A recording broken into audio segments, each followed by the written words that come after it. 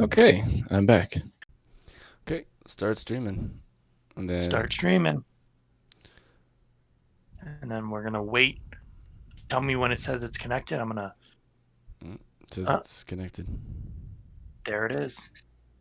I want to make sure that I'm able to be heard. I'm going to mute myself for a second. Boom.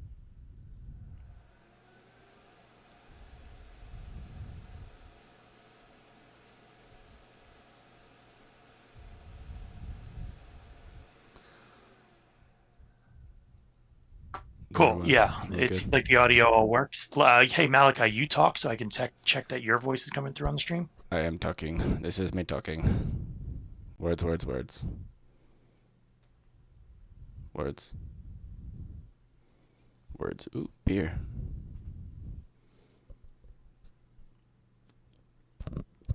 Hopefully the dog doesn't fart anymore. That was... Yeah, Malachi, you need to set up your OBS so that your microphone is going through. Because you only have it playing your desktop audio, which means it's... Okay. Your voice isn't coming through. Audio output capture. Hold on. No, it should be properties. Do you see it moving around, and is it muted? Properties. Oh, I do hear you talking in there. Never mind. Also Turtle Beach. I take that back. Yeah. When I looked before, it showed you green without your voice. Cool. It's like, if it wasn't working, I don't know how to fix it. Yeah. Hey, Evan, in the YouTube chat, if you don't mind, please confirm that you can hear myself, Malachi, and Kaizen. Kaizen, you should also say hello. And anyway, we just... Cool. So we're just going to get started. And it's funny. So I'm having technical difficulties, and was going to stream from my computer, but my internet is terrible. So I gave my stream key over to Malachi. So any weird things that pop up on the desktop screen, that is not me. That is totally Malachi. Just had to make that clear. Had to make that clear. You know, I didn't want him... I am somewhat near reliable, so that's good. Somewhat near reliable. You just keep tossing the Discord join into the YouTube chat there, and that should keep people apprised of what's going on. So, yeah, I guess when people join the YouTube chat, is it like they don't see everything from before, right? Is that how it works? I don't know. The YouTube, the live chat on YouTube, or? Yeah, the live chat on YouTube. Will they see what was there before, or will they can see what's YouTube chat there? Okay. The live chat. Give me 1 second. Let me if you have a lot of influx of messages, it's better to keep popping the link in there so people can join. Yeah, I don't expect to be that big. Just the first one, and we're like 10 minutes late at least. So, but yeah. So the topic was originally just going to be capitalism, but Malachi pointed out that's too broad. What about capitalism? If we're going to be for and against something, so the stance is capitalism is good for society. Which I've reframed as a question for people who are joining. So you're taking the positive, which I got to admit, thank you, because I'm definitely not taking the negative on that. You're not taking the negative? I'm not taking... I am taking a negative. Sorry. I'm not taking a positive stance that capitalism is bad, though. But go ahead, and I'm really excited for you to make your case. Yeah, well, I figure to start, we should probably define capitalism, because, you know, I called it political philosophy before, and you corrected me and said it's economic... How did you call it? It's like an economic theory. It's a system of how you approach your economics. But yeah, go ahead. However verbose you need to be. Just. Well, I'm just gonna read the definition from Google's. You know, when you just type "define capitalism," and I'm gonna make sure, you know, just see if everyone here accepts it. But an economic and political system in which a country's trade and industry are controlled by private owners for profit rather than by the state. Okay. Yeah, that seems pretty... Is that sufficient? Yeah, that sounds like a good starting point. I think they could omit the for-profit thing, because that, I mean, it's a loaded term. There's many reasons to want to own capital. And profit doesn't just mean raw dollars. It can mean, assets. It can mean access to things, et cetera. But it's fine. I accept this definition. I think that the profit is integral to what capitalism is. So I'm glad we got that hammered out for you. What do you mean? Go ahead. That is the point of conducting those business dealings, is for profit. That's what makes it a capitalist system. What's the point of the profit? It's profit for profit's sake, to maximize shareholder wealth. That's the entire point of a capitalist group. It's what they do. So do you just see it as as a game, and everyone's trying to have more money tomorrow than they had yesterday? Yeah, it is the game of die with the most shit in your garage. I mean, that's why it's capitalism. Yeah. If you have any other goal, if you have any other goal, then you're gonna have to redefine what capitalism is, because that's the feature. A feature or it's by definition, in your view? I mean, because I'm looking at the Google definition and I'm like, that word, if it has that little profit, extra, it has a profit unnecessary. Yeah, no, it's not unnecessary. It's integral. Do you guys say integral or integral? I say integral, but I've heard both. I'm a math guy, so I have to say integral. Because of an integer or what? No, integral's calculus. Oh, it is? Go ahead. I'm not familiar with calculus. It looks hard. Because to me, like, another definition that pops up on here, capitalism is an economic system in which private individuals or businesses own capital goods. That's sufficient for me. The for-profit just seems, it's not that it seems wrong to me. It just seems either redundant or it seems extra. it seems extra, and it seems a little loaded because, plenty of people, they want to own they want to own the fruit of their own labor because it's the fruit of their own labor. They're not trying to profit in like hey, I have more money than you. They're trying to profit in that, I spent all spring planting seeds. Mm-hmm. I want to be able to eat them in the summer, right? If you want to call that profit, sure, but I don't think that the goal there is profit for profit's sake. It's to actually feed your family. Do you own all of it? Yes. Okay. I would probably still say that you're defining what profit is, as you are the sole person who's going to reap the benefits. Yeah, if profit is just the stuff that comes out of what you reap, then I'm happy to call it profit. I'm just saying I think the term's a little loaded, and it leads people to believe what you said, which is that the only case for capitalism is profit for profit's sake, and I'm not. Yeah, that is definitely what capitalism is in my purview. I would say the only. Would you accept this? The only purpose for, not the only, but the purpose for capitalism is capital for capital's sake. And that's fine. Actually, here's a question for you: what's the difference between capital and profit? I mean, one is just like balance sheets. which balance sheet you're using is generally the difference.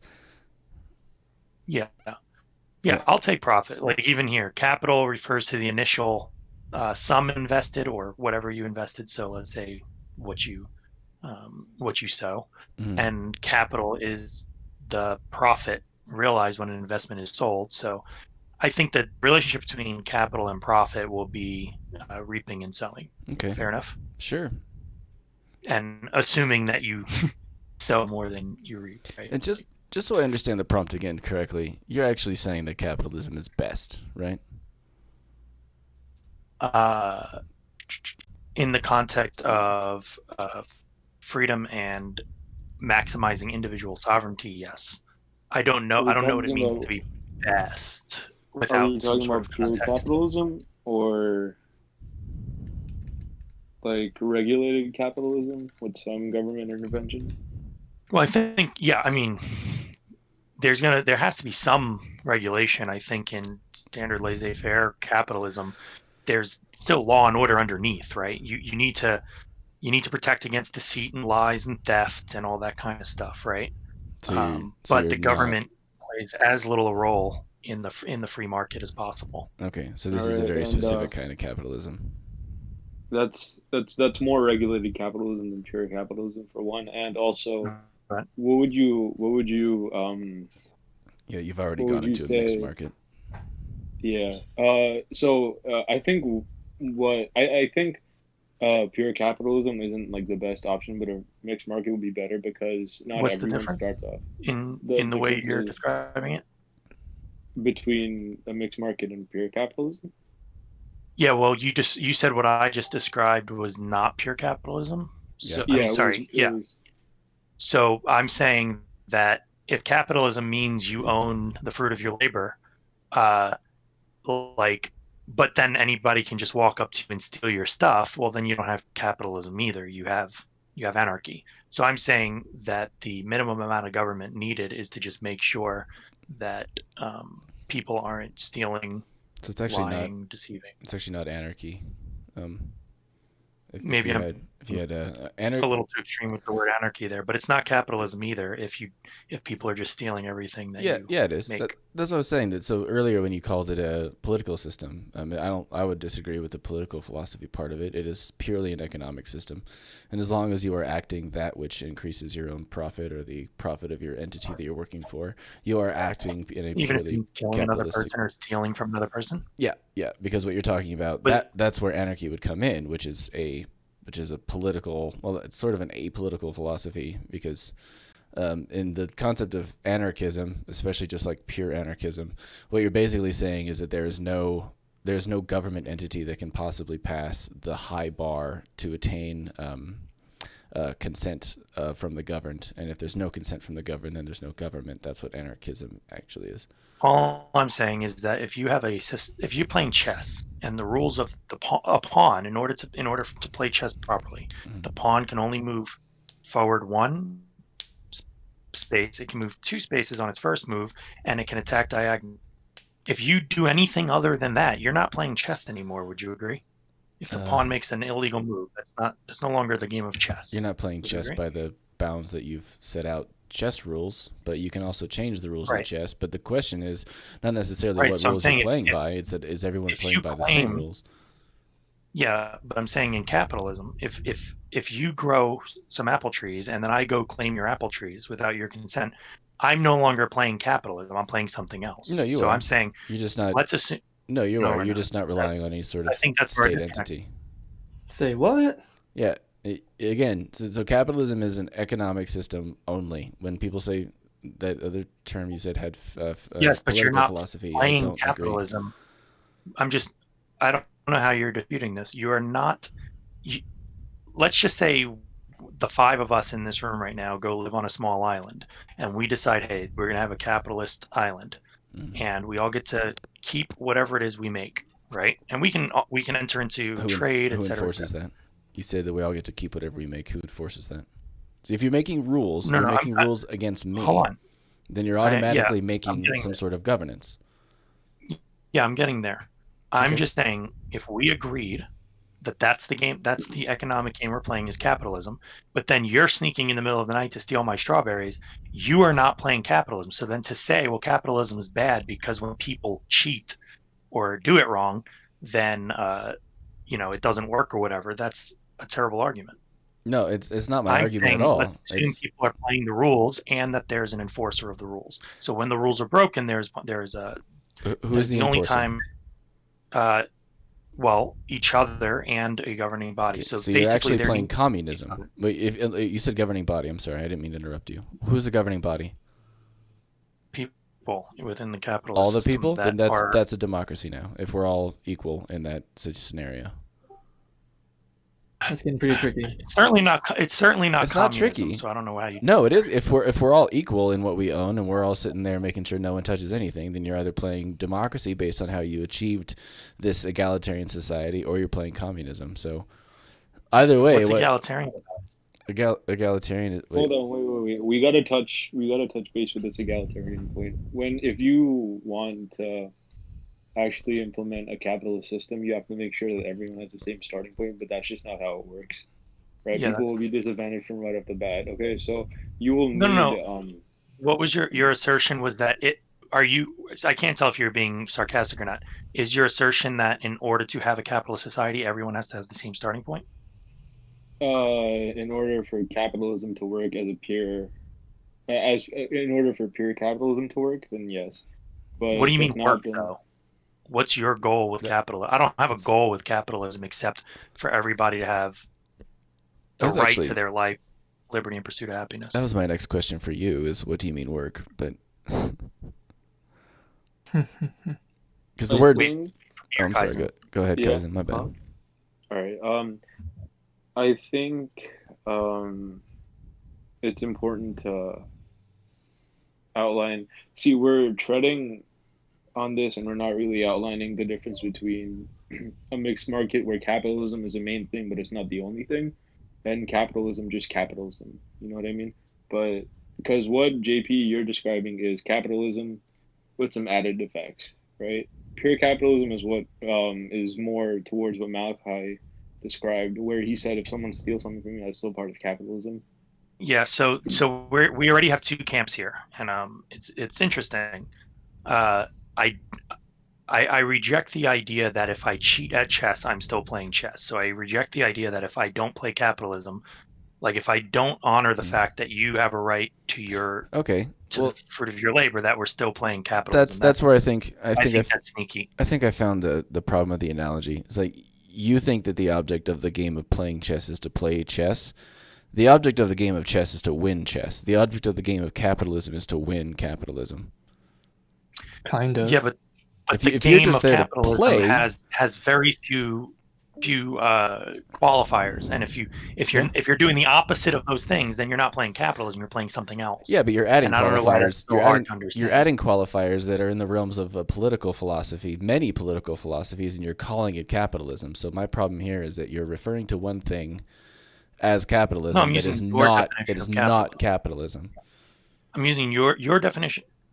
My definition of capitalism is it was an economic philosophy where entities or an entity has a raw pursuit of maximizing profits. That's it.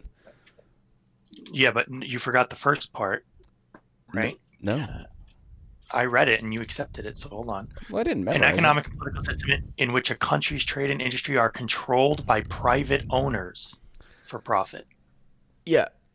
That would be when it is couched with a multitude of political philosophies, right?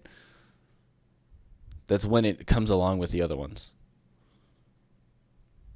So like I said, it's not a political philosophy. It is an economic system, and it works well with several different sorts of political philosophies, but to varying degrees. Okay, you agree that it works better when everyone's playing by the same rules? Not according to the goals of capitalism. Really? In fact, according to the goals of capitalism, you actually must assume that your enemy is cheating, so you must cheat yourself, which is why I've always cheat on my business classes. I've never assumed that as a. Then you're not doing capitalism right. No, I think I'm doing it. No, if you own a company, and you have a company that is against you in the same market, right? They're making the same product.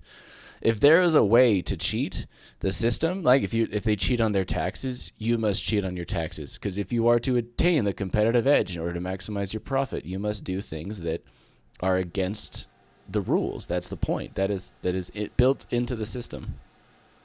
Well, you're making a case for how capitalism doesn't fit on certain political systems. So like now you're already talking about these taxes that are avoidable, right? So there's a lot to talk about there. Well, that's capitalism itself.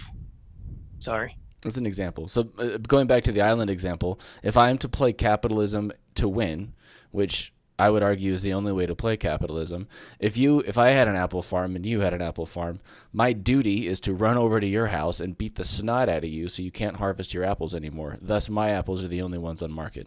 Your duty is to do the same, so I must beat you up first because your duty is to do that to me. Sounds more anarchy than capitalism now. That's not anarchy. Yeah, that's not anarchy. I think that Rand would say that capitalism isn't capitalism unless we have it backed up by the rule of law. Okay, well, he's also a libertarian. So you're combining.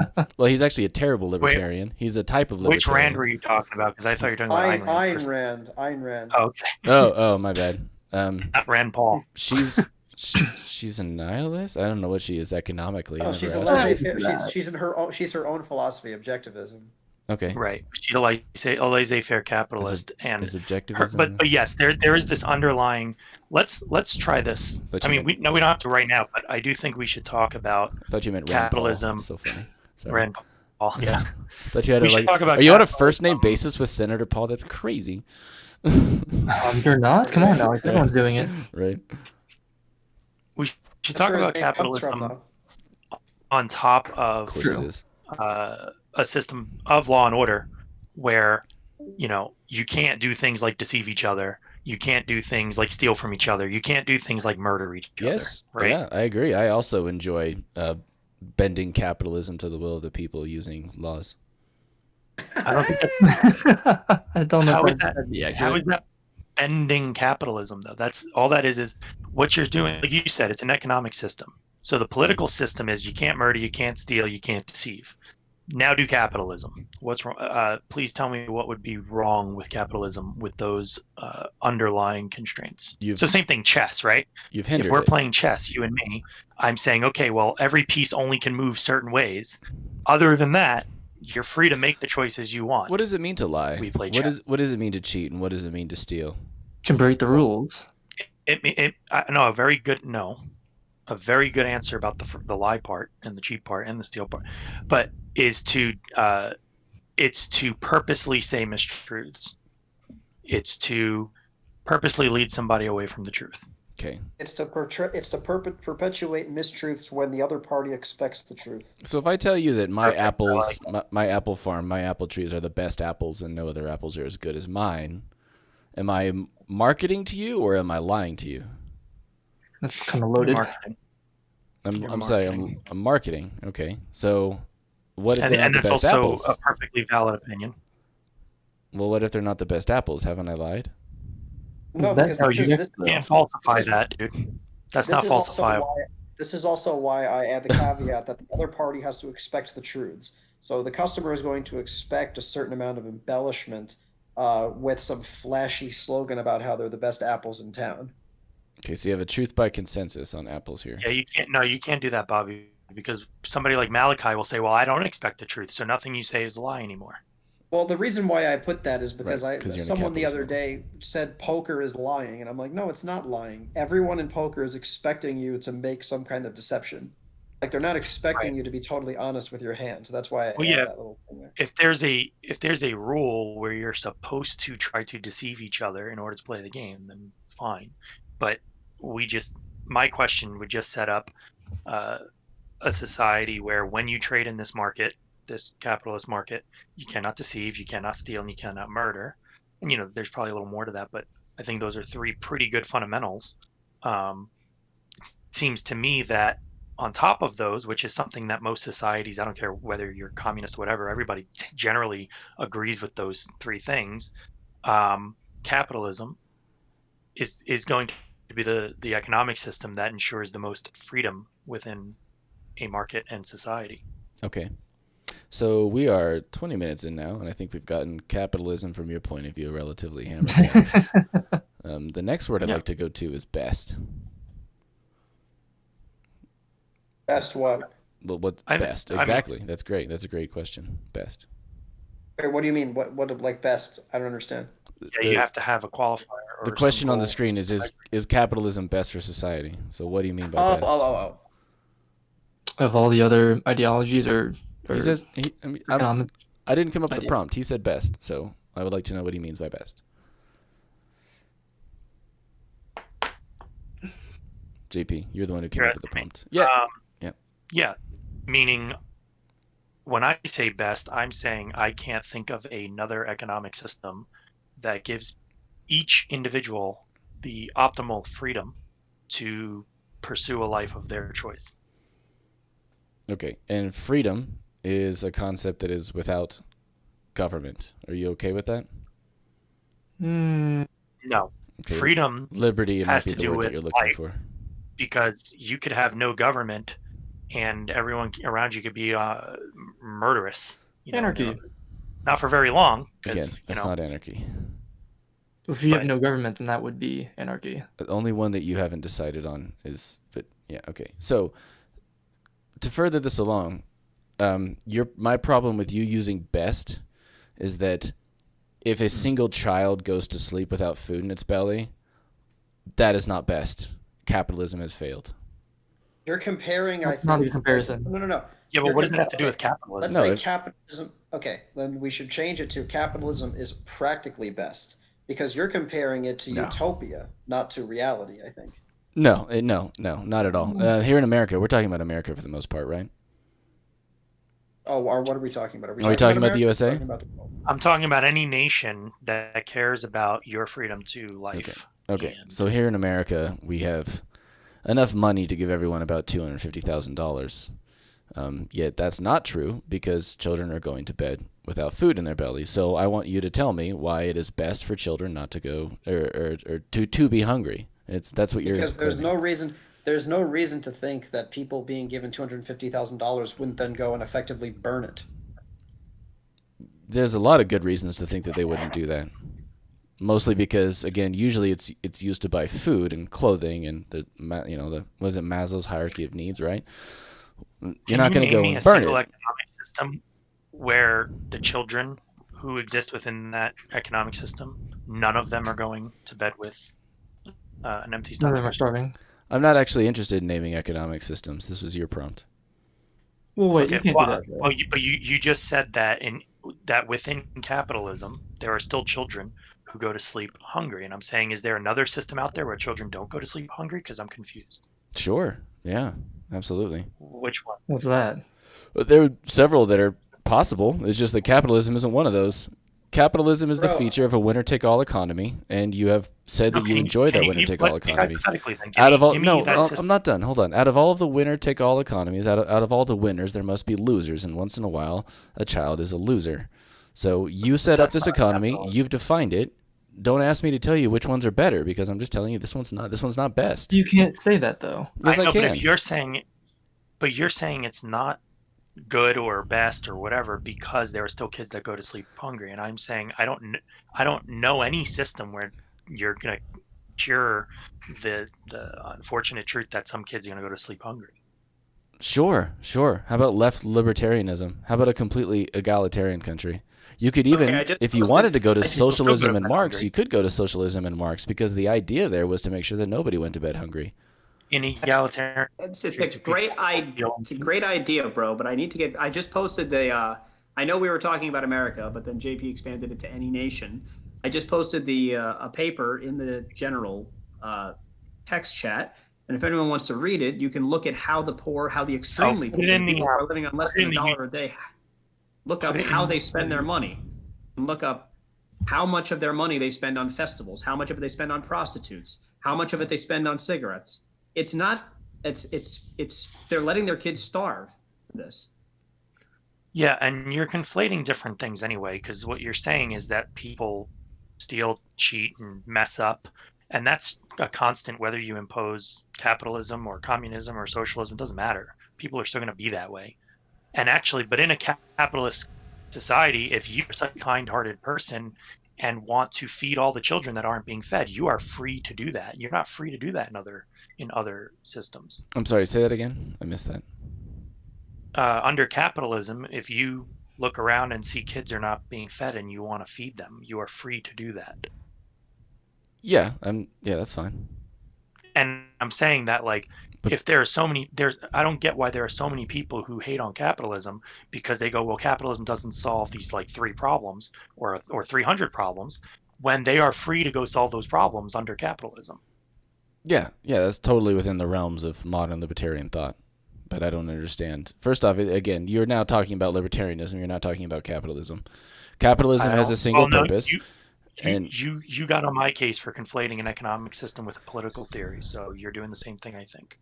No, there are. You asked if there are systems that would allow for a child to never go to bed hungry. My answer to you is an egalitarian society, which if that is what if a child going to bed hungry If the absolute elimination of that is what I would consider to be the best society, then I would say that any sort of egalitarian society is what's going to champion that, and any of those societies are what is actually the best one. But you need to tell me. I've told you what I thought is best. You haven't told me what you thought is best. Is that what this discussion's about?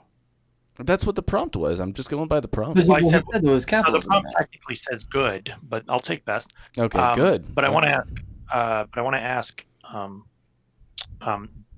Have you taken any time to consider that the mechanisms involved in order to enforce an egalitarian society as the way you describe, those mechanisms might actually tear down the society? So, for example, in order to make an egalitarian society like that, you have to force unwilling people to do things that they don't want to do, right? That has consequences in itself. The domino effect could absolutely lead to one where the entire nation is more poor than it would have been under a different system, and now all the kids are going hungry. Are you at all aware of like how you can go from A to B there? Yeah, absolutely. But I don't see that, and I don't have any examples of that for the egalitarian system that I set up. Is that enough to make you go, hold on, maybe we shouldn't be forcing people to... No, watch this, man. Okay, like I said, there's in America, there's $260,000 for every American if you were to just break up all the wealth right now and distribute it evenly, right? But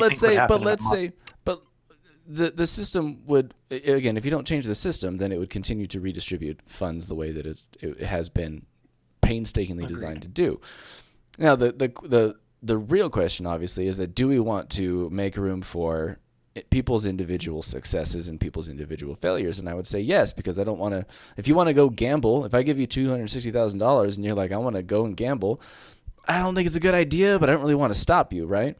So we can correct for these issues, right, by saying, okay, how about this? How about the people who are working really, really hard, whatever the fuck that means, they get $400,000, and then the people who aren't working so hard, they only get $80,000, and everyone still gets this apportioned amount to whatever the wealth of the country is, right? I have immediately made it so that under no fault of their own, every child will go to bed, under no fault of their parents' own, I guess. Every child will go to bed with a full belly. And ta-da, my system... Where are you getting those resources? Like, how are you... I'm taking them by force from everyone around me, obviously. No, but those people are enacting labor, right? So are they your slaves now? Do you tell them to work so that they can generate food so that you can feed every child? Are you saying that people won't work if they're not? I don't understand what you're saying. Actually, could you just restate that? I'm saying when there's a need for food, right? And I know how it works in a capitalist market. There's a demand, so all of a sudden there's opportunity for people to meet that demand and make some money, right? But in a egalitarian society that you just described, what is the mechanism in which you get people to produce the food to feed all the children? If their kid is already fed, and they want to go do something else, too bad. Do they have to go produce more food for you? Is that not slavery? That's not slavery. I think I know what you're trying to say. Are you saying that if you had any hindrance to the amount of capital you bring in by other people, you would stop working? Sorry, you broke up on my end. I said, are you saying that if you have any hindrance to the amount of capital that you're bringing in, you would stop working? I'm saying that in a free society, I have the choice to stop working if I'm willing to pay the consequences or take a risk doing something else. In your society, I don't feel like I have the choice to stop working and do something else. I mean, I asked you a question. It was sort of a yes or no. I thought I answered it. No, okay, you want to be maximally in charge. I imagine you want to be 100% in charge of all of the profits that you create. Of my own capital, yeah. Okay, so if you were redacted that to somewhere less than 100%, are you going to stop working? Maybe work less. Okay, you might work less. You might work half as much if you redacted half the profit. Is that's fair? Maybe. I enjoy work, but I'm not going to do the work that other people make me do. I'm going to do the work just strictly on principle. You're not going to do the work that other people make you do. Is that? No, it's not spiteful. If that's what you're asking. No, you're not. I don't think you're a spiteful person. Which I'm trying to figure this out because you seem to be afraid that if you don't have 100% of everything that you produce, then you're going to be some sort of slave. And I just think that there's some middle ground there that you're not paying attention to. No, what I'm saying is you took the whole system and boiled it down to kids being fed. And I'm saying if you determine that kids aren't being fed enough, or they're not being fed the right thing, or they're not being, whatever, how do you get more labor in the market to produce the food for children to eat without forcing people to do it? People would force themselves if they didn't eat. I'm not quite understanding your example, because if someone was going to run out of food, they didn't have food, and they had the opportunity and they had the expertise and all that to go and create food, then they would create food. Well, it turns out that people really don't like it when all of their efforts are kind of just sloughed off to other people. So if you work, no one said all. Are you saying all as in? I'm sorry to interrupt, but are you saying all as in like literally all, or are you just saying some? Well, I mean it in a communal sense. So like if you work a commission job, then all the commission in that office just goes into a pool and then gets evenly distributed amongst all the people, and you're the one making the most sales and pulling the most weight. It's going to cause a lot of resentment in your office. So you'd leave your job? Potentially. You have less incentive to work as hard. Okay, so if you personally have less incentive to work, you're not going to work. Potentially, because if I'm putting in $100 an hour or whatever the case may be, and you guys are all here and you all get exactly what I earned, then why should I work as hard? There's no point unless I love the thing. Because you're also reaping. But why would I work as hard? Because as you contribute to the pool gets larger. For you, but not for me. No, the pool gets larger for everyone. If everyone's contributing but I'm taking to the pool, less from the pool, so I can work as hard to get everyone's help. But then again, it's still I'm working for everyone. I want to work for me, and I guess that's the trade-off, right? And the capital E everyone that you're talking about is not a separate entity from the individuals. Okay, and then the next month, when you as an earner don't take in as much and someone else in the office takes in more, and they want more, you're going to not let them quit, or you're going to let them quit? I would let them do whatever they want to do, but I thought the argument was about the incentive to do the work. Just so that I'm clear, there's absolutely no one working in this hypothetical office right now, because everyone has been so butthurt that someone made more than them, or they this is didn't the reality. have all have of you theirs. heard like these types of scenarios exist even when they're done in thought experiments? When you do these experiments with people and you ask them, okay, I'm going to give you $100. There's $1,000 pot, and I'm going to split $500 with you and this other person. And they say, okay. And then they say, okay, well, there's $1,000 in this pot. I'm going to give you 100 and this person 900 that you don't know, or you both get nothing. People choose, let's both get nothing. It's a person that they don't know. It's a thought experiment. It's a psychology experiment. And people are still like, no, fuck that. I don't want him to have this person I don't know to have $900 that I never saw. I'd rather us both have nothing. And you can say all you want that that's wrong, but that's the way the human psychology works. And I don't know that it's surmountable. Yeah, I've heard of that experiment. Not all people are like that. Some people are, but that's all that matters. Because if all people, like if you could just tell all people to work so that we can feed the children, then it wouldn't matter which society you were under, because all people would be working and there'd be plenty of stuff to go around and plenty of stuff to trade. But the fact of the matter is, a lot of people don't want to work. Bobby, do you understand that by bringing up that experiment, you've helped my side? Huh? Go on. By pointing out how terrible and stupid humans are, you've pointed out that my side that says that we need to enact rules we need to enact rules that will manipulate, change, and enforce away from human society, right? That's my point, is that we need to do that, because your point that from the study is that people are stupid and selfish. So it's like, why would I allow stupid and selfish to rule if we can overcome these things with litigation? Wait, why would you allow... No. It can't be overcome with litigation. Have you heard of something called public choice theory? Actually, no. No, go ahead. I'd like to hear it. Okay. When you make these, when legislation, it's a very simple idea. It's just that when you make decisions for rich and poor people about their wealth, you change the decisions of rich and poor people. And so what you thought you were going to achieve by enacting your legislation is going to change the spending habits of the rich and poor, the investment habits of them. It's going to change, what country they live in. It's going to change so much that you're not going to get this outcome that you want. People are just going to move or leave or reinvest or change their spending habits or change their jobs. It's flatly not true. Flatly not true. Okay. The Nordic Alliance has a social democracy that is revolving around a mixed market capitalist model.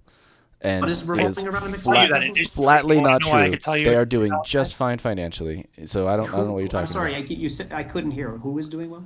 The Nordic Alliance countries, they operate around a mixed market capitalism with strong social ties, and it is they're functioning democracies. So what you're saying is flatly not true. Can you name the country just so we're on the same page, or one of them at least? Yeah, like Norway, Sweden, Norway, Sweden, Finland. Right, but those are partially, yeah, but they're also having, like, that's a small population and everyone's agreeing. The difference here is we have so many people we can't all agree. Is that also fair to say? No, it's not. There's a lot of factors you have to take into consideration. Most of these countries, as far as I know, don't have their own standing military. A lot of these countries are one kind of person, which means they generally have one kind of culture. There's so much different about America from these other countries that actually, if you look in communities in America, like you go to Amish County and stuff, they do tend to start to implement more socialist programs and things because they can. It works in smaller groups. So, you can't impose that kind of thing across the whole state or country. Okay, first off, yes, you can. Second, what you're saying is that America is so... What? If I say no... Yes, you can, but go ahead. Malachi, if I say no to it, what will you have done to me? We've already been over this about the incredibly just foundational position that all democracies take. Like, do you want to rehash it here? But I'm just saying quickly, because I think you keep making this claim that people don't behave certain ways, and I'm saying, well, I behave that way. So then the question is, if I don't want to do what you're telling me to do and work in the ways you want me to work because I don't like the way you're going to take a portion of my money, et cetera, what happens to me? Do I still receive the resources that are entitled to everybody? 2, do I go to prison? I don't understand what the outcomes are. And okay, I'll let Malachi answer that, and then I want to get in. You want me to answer what will happen to you? I've told you that we... Okay. Being in a legitimate government, we claim that our government is legitimate, so let's operate off the steelman portion of American democracy and not what it actually is. We have given the government the duty to enact violence. We've given them a monopoly on violence to enforce laws. They are the Leviathan in the room, if anyone would like to look at it. And my position is that the government doesn't have a monopoly on violence, and our Second Amendment, the whole purpose of it is to tell the government that they do not have the right to infringe on our not true right to bear arms, which literally equates to they don't have a monopoly on violence. That is if they start acting. Okay, and I'm trying to do this too. That is if they start acting in a style that is against that of the will of the people. Okay, because that would be an illegitimate government. While they continue to have the legitimacy, the consent of the citizens who are being governed, they maintain the monopoly on violence.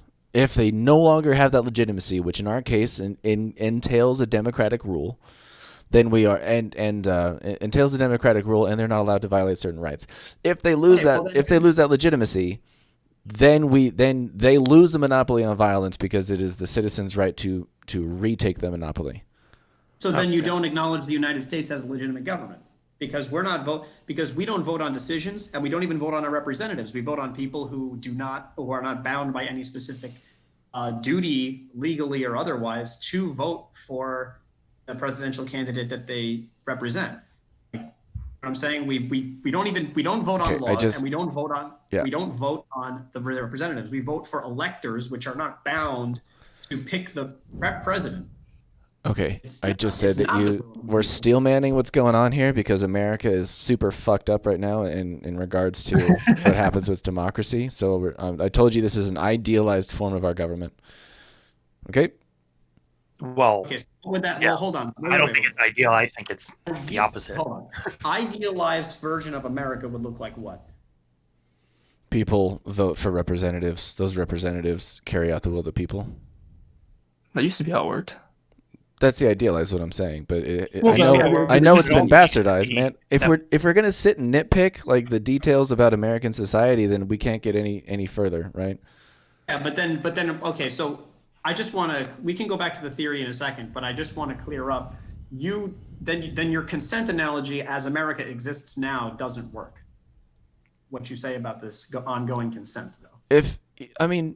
Yes, sort of, right? Again, I'm trying to use an idealized form of America right now in order to make a point about a democracy. In a properly functioning democracy, this is how it works. Our country is kind of strange right now in that the fact that no one has taken money out of politics yet, even though it's incredibly fucking important, no one decides to take money out of politics. Actually, Bernie Sanders was the one who wanted to take money out of politics. So if you're really interested in a properly functioning democracy, you probably should have voted for Bernie like I have twice in a row. Continue. Biden also wants to get money out of politics. Biden said that he wants to have a certain amount of federal funding per candidate in an election and no private contributions. Sweet. I would be a huge fan of that. I didn't know that. I don't think that would work, though. Look at what happened to the billionaire who was on the Democratic Party and he didn't do any work. So the money didn't matter, right? That was a weird single one-off circumstance. For the most part, massive amounts of money mean massive amounts of votes. They are correlated. It did work in some cases. I mean, they changed the rules to let him into the debate. He bought his way onto the stage. So is Kanye West. He had to pay a fine akin to a decent wage. This is the strange part. Akin to a decent American wage, he had to pay a fine in order to get on the books in one of those fucking countries, or one of those states back the east. And no one thought that was weird for some reason. It was so strange that this dude basically insulted everyone in order to steal some votes away from Biden because he's black. Crazy. Crazy stuff. I want to read a question or a comment from the YouTube chat. So Nick says, he said the Nordic countries thrive off net energy production. Their system doesn't work if the natural resources run out. You couldn't possibly implement that system in a country like Singapore where natural resources don't exist. Okay. They could find another. I mean, they could find another capital, man. It works places. Yeah, but not everything is worth the same, right? And that's part of the, like, even what you just said. It's like weird that Kanye West could just pay a fine and then get access to something, and like a lot of people wouldn't be able to afford that. It's like, yeah, but it's telling you that is worth something, and it is worth something. And what I love about our society is that, and what I love about capitalism is that you can actually figure out what things are worth by basing it on what people are willing to pay for it. You lose that in this kind of society where you just split all the resources and make sure everybody has the basics of what they need. What society would that be? It's kind of like when you were describing where you said a requirement would be that every child goes to sleep with food in their stomach each day. Well, that's what I imposed on you as what is best for society. You actually haven't told me what you think is best. I did say. I did. But I'll say it again. I said it was the individual's freedom to pursue of their choosing. Okay, and as long as I don't impinge on that, you're fine. Yeah, and that person obviously can't do that to others either. Otherwise, so of course this. If I go to kill you, that's stupid. Okay, so of course this must be applied on a broad spectrum. It can't just be what JP does is best is the best, right? Right. Well, I might have a very different strategy than you, and I'm allowed that, and so are you, as long as we don't try to kill each other or take from each. You know what I mean? Mm-hmm. Okay, so I really recommend that you vote for a Democrat. Then it seems like you are a. What? Why would you want to vote for a Democrat? It seems you're left leaning. Then, if that's what you're saying, I don't understand how you can say that everyone is being able to pursue what is best for them when college is massively out of the hands of people who want to go to it. No. So you're not entitled to college, though.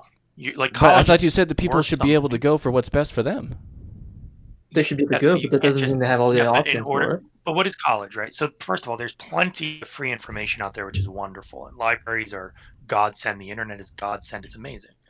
But to go to a college, what you are doing is you're taking a seat in a classroom, and somebody is going to teach you, and they're going to get paid to teach Good you. point, Nick. Right. So like, you're not entitled to their teaching. You have to offer them something so that you can get a seat and not somebody else. Now, if other people have more money and money is what they want in order to teach, then they're going to take the people who have more money. But that's okay. You can find other strategies to learn, right? You're not entitled to a teacher. Yeah, I understand what you're saying. So Cohen said it best, right? According to your philosophy, where you're coming from, which I think is pretty heavily into Robert Nozick's field of libertarianism, a millionaire could walk up to a child who is starving on the street, take out a $20 bill, light it on fire, light a cigar, and the child will go starving that night, and that is totally just. Yeah. Well, I'm not making any claim of justice here. I think earning wealth is the best society not a just one? Well, let's not. Yes, I think we need to pursue justice at all costs. But what I'm saying is that strange hypothetical you gave, a millionaire could also walk up to a child and give him $1,000 if he wanted. Yeah. Yeah, both of those are. But the fact that in the world that you're describing, both of those are fine bothers me. There's no difference between. There's zero difference between. And here's where I think you're trying to pull emotional appeal here. That millionaire who walked up to the child and burned the $20 bill in front of him and smoked a cigar, economically, there's no difference in him just throwing that $20 bill in the privacy of his home into the fireplace. So you added the kid thing for a reason. Why? Yeah, it is an emotional appeal because, like I said, when we're doing a society, we can't just sit there and look at the numbers and say what's financially best. I don't measure. So I'm going to tell you how I feel best looks. I don't measure the best version of my society as what has the highest GDP. Like that makes very little sense to me. There's some value in understanding that you can make money and there's wealth and good things can happen with wealth. But for some reason, when people are trying to find out what's best and they look at capitalism, they don't think about how many adults aren't completely literate. They don't look at how many children have had a vegetable that day and how many haven't. They don't seem to consider anything about their society except for a monetary thing. And if you want to look at Oscar Wilde, he basically said that one of the biggest sins that humanity has done is that we've conflated being an individual with what we own, and no one actually lives. All they do is exist to gather more belongings because they think those belongings are what makes them them. Well, I think he was an anarchist. Yeah. Frick, I had a good point. While you think of that one, well, aren't you conflating now? You're saying those are bad for capitalism, but was also what happened in communism and other societies. That's not a capitalism problem. That's just a human being. That's just a life problem, though. Isn't that fair to say? No, I'm sure that there's a society that can exist where every child goes to bed without starving. What is it? Oh, I don't think we figured it out yet. But I think that we tried. Is a capitalism problem. That's just a general problem. Capitalism is working to get rid of it, but that's not a purely this ideology problem, though. I mean, isn't that fair? I'm sorry, that we have an ideology problem? No, because this is a capitalism the economy problem. I'm sorry. The economy in America has enough money flowing around to feed every person, children included. Yes. If the money was all spent, was all distributed and spent responsibly. Now, I acknowledge that this is technically an ad hom, but no one. You're not going to get banned. Nobody actually lives this way. I mean, I don't mean to ad hom you guys, but nobody. I feel that you are only doing this now and talking about this to try to win an argument. No one spends the bare amount that they need on food and shelter and gives the rest of it to pay for poor people's surgeries. Now, maybe theoretically that's what they ought to do, but nobody is giving away their kidney to a stranger for free. No one is and when I say no one, I mean almost no one. Well, not enough for it to end suffering. Okay. Yeah, nobody is thinking every day from the moment they wake up to the moment they go to bed, how much can they give away because it's going to maximize the well-being of other people and minimize their suffering, and who gives a crap about me? Right. This is a problem with human biology. Well, yeah, exactly. If So they that's are what I'm going to saying. do I'm it, they're going to do it more likely for the people But- they love, their children, their wife. That's why I said, yeah, it's a problem with human biology. But if you're going to go back and Right. say that, okay, so if we're, Why is it a problem? it's a, why is it a problem? Because you're in Sounds a like society. A teacher to me.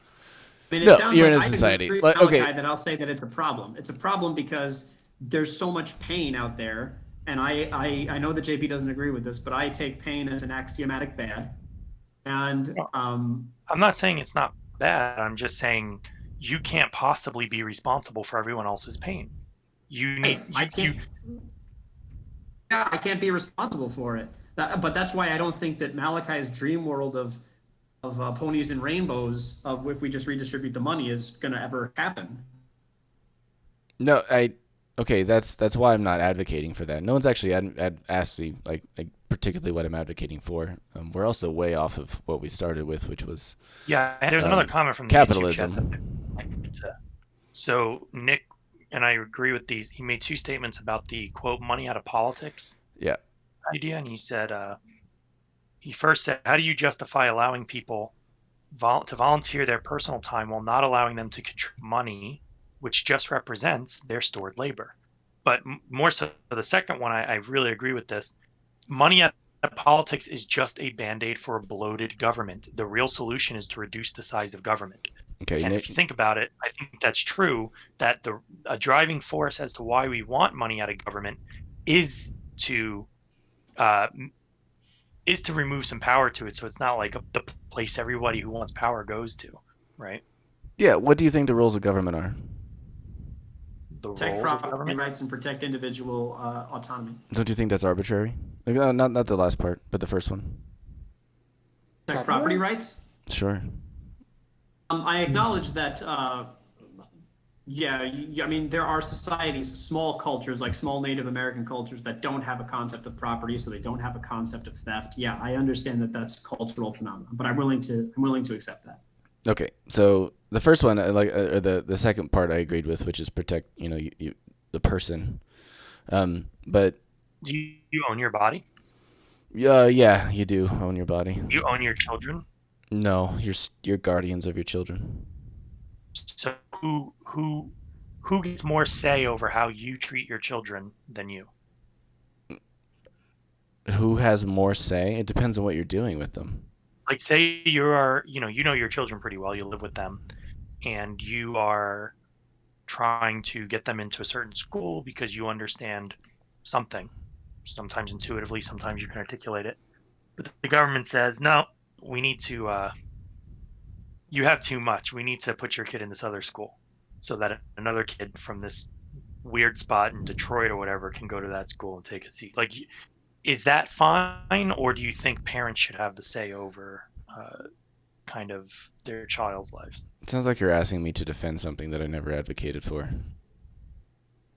I'm trying to use it as an analogy because I'm trying to figure out at what point. Well, you asked me a question and I answered it flatly. You have no say. You asked me a question and I answered it flatly, so I don't understand why you're. Well, I was asking a follow-up. What the analogy was. Okay, so you don't own your children. You are guardians of them. You are guardians of your children up to a point where the government, which is composed of the society around you, has told you, look, you're not carrying out the duties of the guardianship in a responsible way, right? And then they can step in. So what it sounds like is that the government is the guardian of your child and you are its babysitter. No, the person is the guardian. You just said that the government decides whether or not you are carrying out your duties with your child, and then you just have to carry them out properly. You know what? If that's how you want to phrase it, that's not how I would phrase it. I thought that's how you phrased it. No, that's not how I would phrase it, because I think you're using words like babysitter that don't have any real meaning in this conversation. Well, let's use another practical example. Okay, so Malachi, have you ever heard of the kibbutzes in Israel? I've heard of. I don't know what it is. Tell me anyway. So Kibbutz. basically communes, and where everyone pitches in towards a common good, the kind of hippie lifestyle that it seems that you prefer. You should go there once and check it out. It's actually pretty interesting. But what they used to do is like collective schooling and collective parenting. So No one actually owned or were guardians of their children. We were the guardians of our children. And so we decided when the biological parents of the children were allowed to see their children. And, they tried to eliminate personal pronouns as much as possible, get rid of the I and the you, and just resort to we, and live in communal bunks. And it was the most disgusting human interactions you've ever seen. It turns out that mothers who spend 9 months being pregnant with their kids don't appreciate it when you yank them away and decide that we'll take care of it, and we'll decide when you get to see them, and we'll decide what they learn. Those poor people. It doesn't work out. Yeah, I seem to have learned nothing from this, but I do think that those poor people deserve better treatment. Nick asks, how... Oh, go ahead. The point that I'm making is that the human biology selfishness is so ever present that short of everyone becoming a Jain or a monk and spending decades of their lives meditating on the importance of eliminating suffering and removing their sense of self, we're not going to achieve a society where people are just totally happy to sacrifice themselves and their kids and their wealth for the rest of us, for the us, the capital U us that you like to talk about. Okay, so I guess I can probably show my hand as to what my actual beliefs are. I think that... Wait, have you been purposely hiding something from us this whole time? I mean, well, you haven't actually asked me questions about how I really feel about all this and what I think the best, air quotes, it's best implied. is for when society. I ask a question to somebody, I expect that they are telling me how they really feel. Okay, That's so just expect. Well, no, because I can play around with ideas without holding them to my into my heart. Like if I asked you to defend Marxism right now, are you saying you couldn't do it? It'd be hard. But I would. Sure, you would know that I'm steel manning. You wouldn't. Anyway, go ahead. Maybe I misunderstood what you're saying. So the concept that I'm playing around with here when it comes to the prompt is capitalism good or best for society? My answer is generally no. Because in my society, I think that we should be working for, and I think that in general we sort of do work for this, but I think we should all be working for one where the suffering of a child or suffering of people is minimized with the minimal amount of infringement on one's liberty. I'm sorry, I don't think I caught that. So there are several ways that I can think of to make a society where people have the maximal amount of liberty possible while still having the minimal amount of suffering possible. And capitalism as an economic model is not one of those. Because you can imagine ways that people lie and deceive and cheat within it?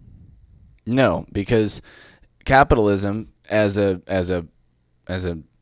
monolithic entity is an entity that is a winner-take-all economy.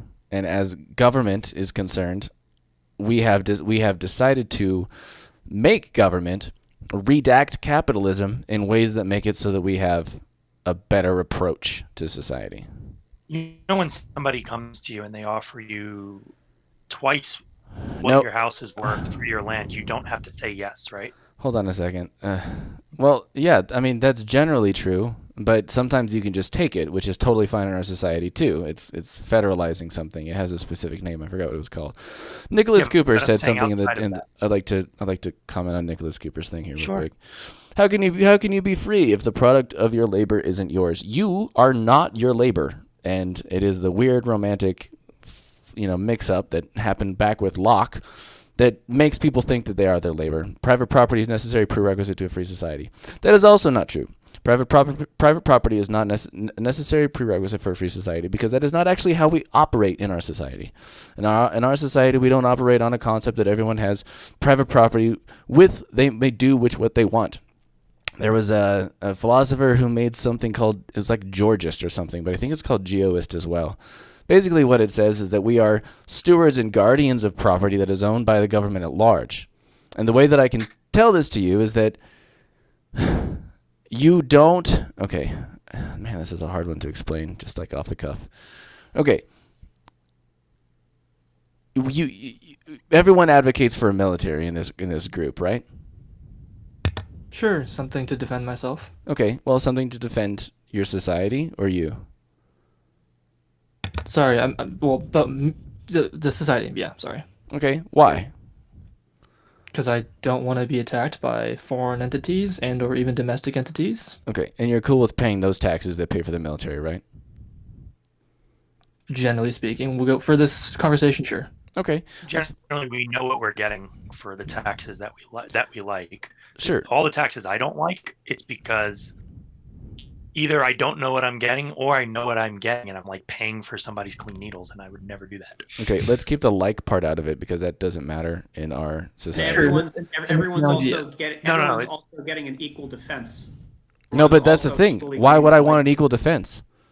If I'm a homeless person or if I'm a person who makes very, very little, do I have the same to lose if we get invaded by China that you do, who might be a rich person? Yeah, you have your life to lose, bro. No. Do you think that, no, countries don't show up trying to kill everyone. They want the resources and they want the land. They don't show up and murder people. Why wouldn't they want to murder people? Well, we do that. Malachi's basically saying we both have our lives to lose, but they also have a lot of stuff to lose, right? Yeah, again, so armies don't show up and, I mean, not for the last, 100 years anyway. Armies don't show up and slaughter the citizens.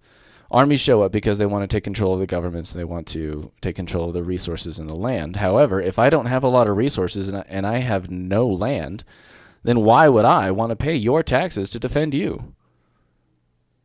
It's not just defending me, it's defending everyone. Yeah, that's right. That is absolutely right. Maybe I'm coming at this from a minority perspective, because when invading armies have come in, they haven't been very good to people who have my last name. Okay.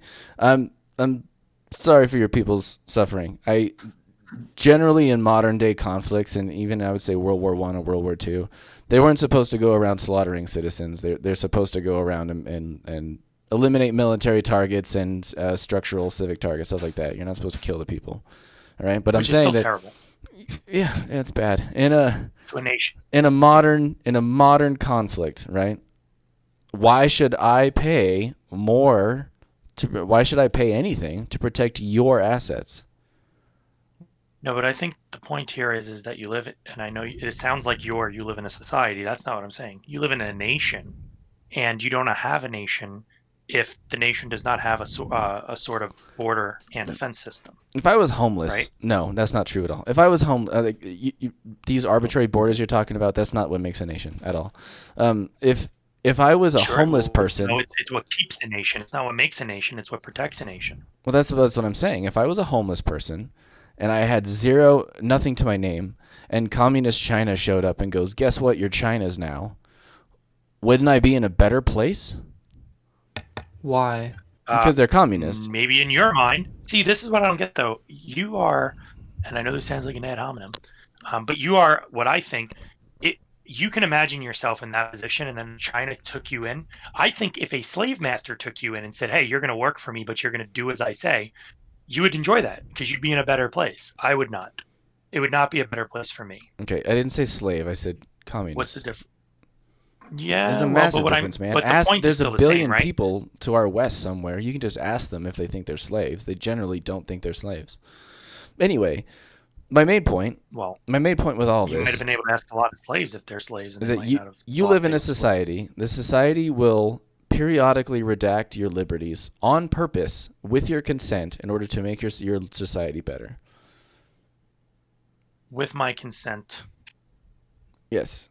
Your society, yeah. Yeah. When I consent to it, I'm trading. Yes. You have consented to it by being in this society. You have consented to it by every time you vote. You have consented to it. Argument again. It's the same argument. So, just to I'll call you Twilight unless you don't mind your actual name being used. But no, rope secret. I'm Callie.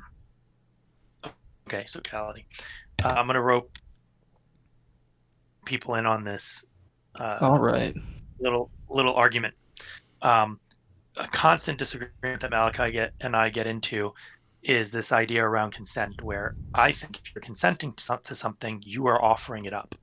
And I don't think Malachi disagrees with that statement. He just thinks that by the very nature of living in this society, you are already consenting to giving up whatever society says you must give up. And I strongly disagree with that. Did I represent that well enough, Malachi? I mean, there's a lot of nuance there, but that's kind of the gist. Yeah. So, I mean, you're going to get a lot of... See, and that's the thing, too. There's going to be a lot of disagreement on that premise. So, like, if we can't get past that premise... Right, if you're going to say that there's, like, 30,000 pages of federal law, 97% of which was passed before I was of voting age, and now I'm of voting age, and, like, I'm automatically inheriting this 30,000 pages of law that I'm, like, now consenting to, I don't see it. Yeah, no, that sucks. But so in the model that I'm describing, your duty is actually to change those laws when you don't agree with them. But the thing is, you've only got one life to live, bro. If I'm spending all these years trying to change it and it's not changing. Hey, don't ask me, man. I'm with Thomas Jefferson on this, that said that you should rewrite the Constitution every couple generations. I don't know why we haven't rewritten it. I think there's a lot of people we don't know, because no one's taught how government works anymore. That's why no one's taught how things should have worked or were designed to work. I'm not sure we should rewrite it, but well, okay.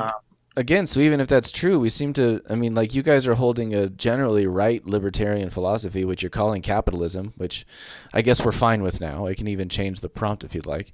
I'm holding a left libertarian view of philosophy, of political philosophy, which I think is better because it makes less starving children. So even if we did rewrite it, how would you do it? No, it does not make less starving children. You keep asserting that. Okay, go ahead and argue that. But you have to argue that. You're okay, the one sure. that... Okay, sure. Capitalism is a winner-take-all economy. In a winner-take-all economy that is only designed to maximize profits, some people will win, some people will lose. Some of the losers are also parents of children. The losers of parents of children don't have, in your right libertarian philosophy, also known as massively pro-laissez-faire capitalist society, the children don't have any social constructs to feed them at night. So that's why I say that. You're right. They are not guaranteed to be fed every day at night. You're right. We do live in a society where if you are neglecting your child, and they will come in and defend life of the child, because even the child has a right to life, and you are jeopardizing that. Okay. So we have systems in place to correct for those things. It's not even the children eating, man. Yes, the systems in place that we have to correct for these things are the socialists who have been arguing and clawing away from a previously uncontrolled laissez-faire capitalistic government. That if I found out, if my pastor found out that I was neglecting and not feeding my child, my pastor would be right to come take my child, and he would be protected by a court of law because he's defending life, right? Which is absolutely crucial to what goes on in our society. Great. I want the same thing, except for rather than having an immensely subjective... Am I breaking up at all? Can you guys hear me? You're breaking up a little bit, yeah. All right. We can do it a little bit. I was going to say, instead of having this immensely subjective person like a pastor, I would rather have a social worker who's involved with CPS, right? We want the same thing there. I'm just saying anybody can do it, and my pastor happens to be pretty conservative. He would agree with these capitalist ideas. Like, you're saying that it's a socialist thing, and I'm just saying it's not. Okay. It's an anybody. And so, again, you're agreeing with my previous thing that we are stewards of our own children, that we are the guardians of them, we are not owners. Yeah. I know. I never. Okay. By the way, I asked you if you own your children. I never claimed you own your children. Okay. The fact that you can do the same things with just a different person means that you're agreeing with me on the concept. So I just wanted to say that. But that's important because I think you're claiming that these things aren't fixed. Like, these things aren't accounted for in our society, and I'm saying they are accounted for by the very basis that we defend life. The children thing is not even like. It's just like an easy thing to reach for. Okay, there's other stuff like in a capitalist society, there's absolutely no accounting for pollution, for example. There's absolutely no accounting. That's not true. It is true. They're called externalities, and they are nowhere on the books. How is there no? This is the only facet of capitalism in which I'm actually going to side with Malachi. Can you explain it to them, Bobby? That was cute. I think that even the most libertarian philosophers and economists and newscasters like Brian Kaplan, and admit, look, we don't have an answer here. No. All you're doing, don't appeal to authority. What I'm saying is, appeal to authority is only a fallacy if the person's not. I'm not saying a fallacy. I'm not calling out your fallacy. I'm just saying that can you break it down for me? Can you, like, if I ask you to explain thermodynamics, don't just go, well, Richard Feynman said thermodynamics. It's like, no, tell me about thermodynamics. Like, tell me about this pollution problem. Google it, bro. The claim seems to be what? I said Google it, bro. There's there doesn't seem there's no way to measure and quantify how much smoke or smog came from whose property and exactly how much it's affecting every other individual person's property. Because individual people driving a car or littering or polluting doesn't affect it on an individual level, doesn't affect the commons, it doesn't affect the collective. Altogether, it has a massive detriment. So you're saying, okay, so let's say the only place where I would say yes. My question is, do the people care or not care about the pollution? Is pollution an issue or not an issue for them? Do you enjoy breathing? My priority personally is to keep breathing. Yeah. So yeah. No, I know, but I'm saying,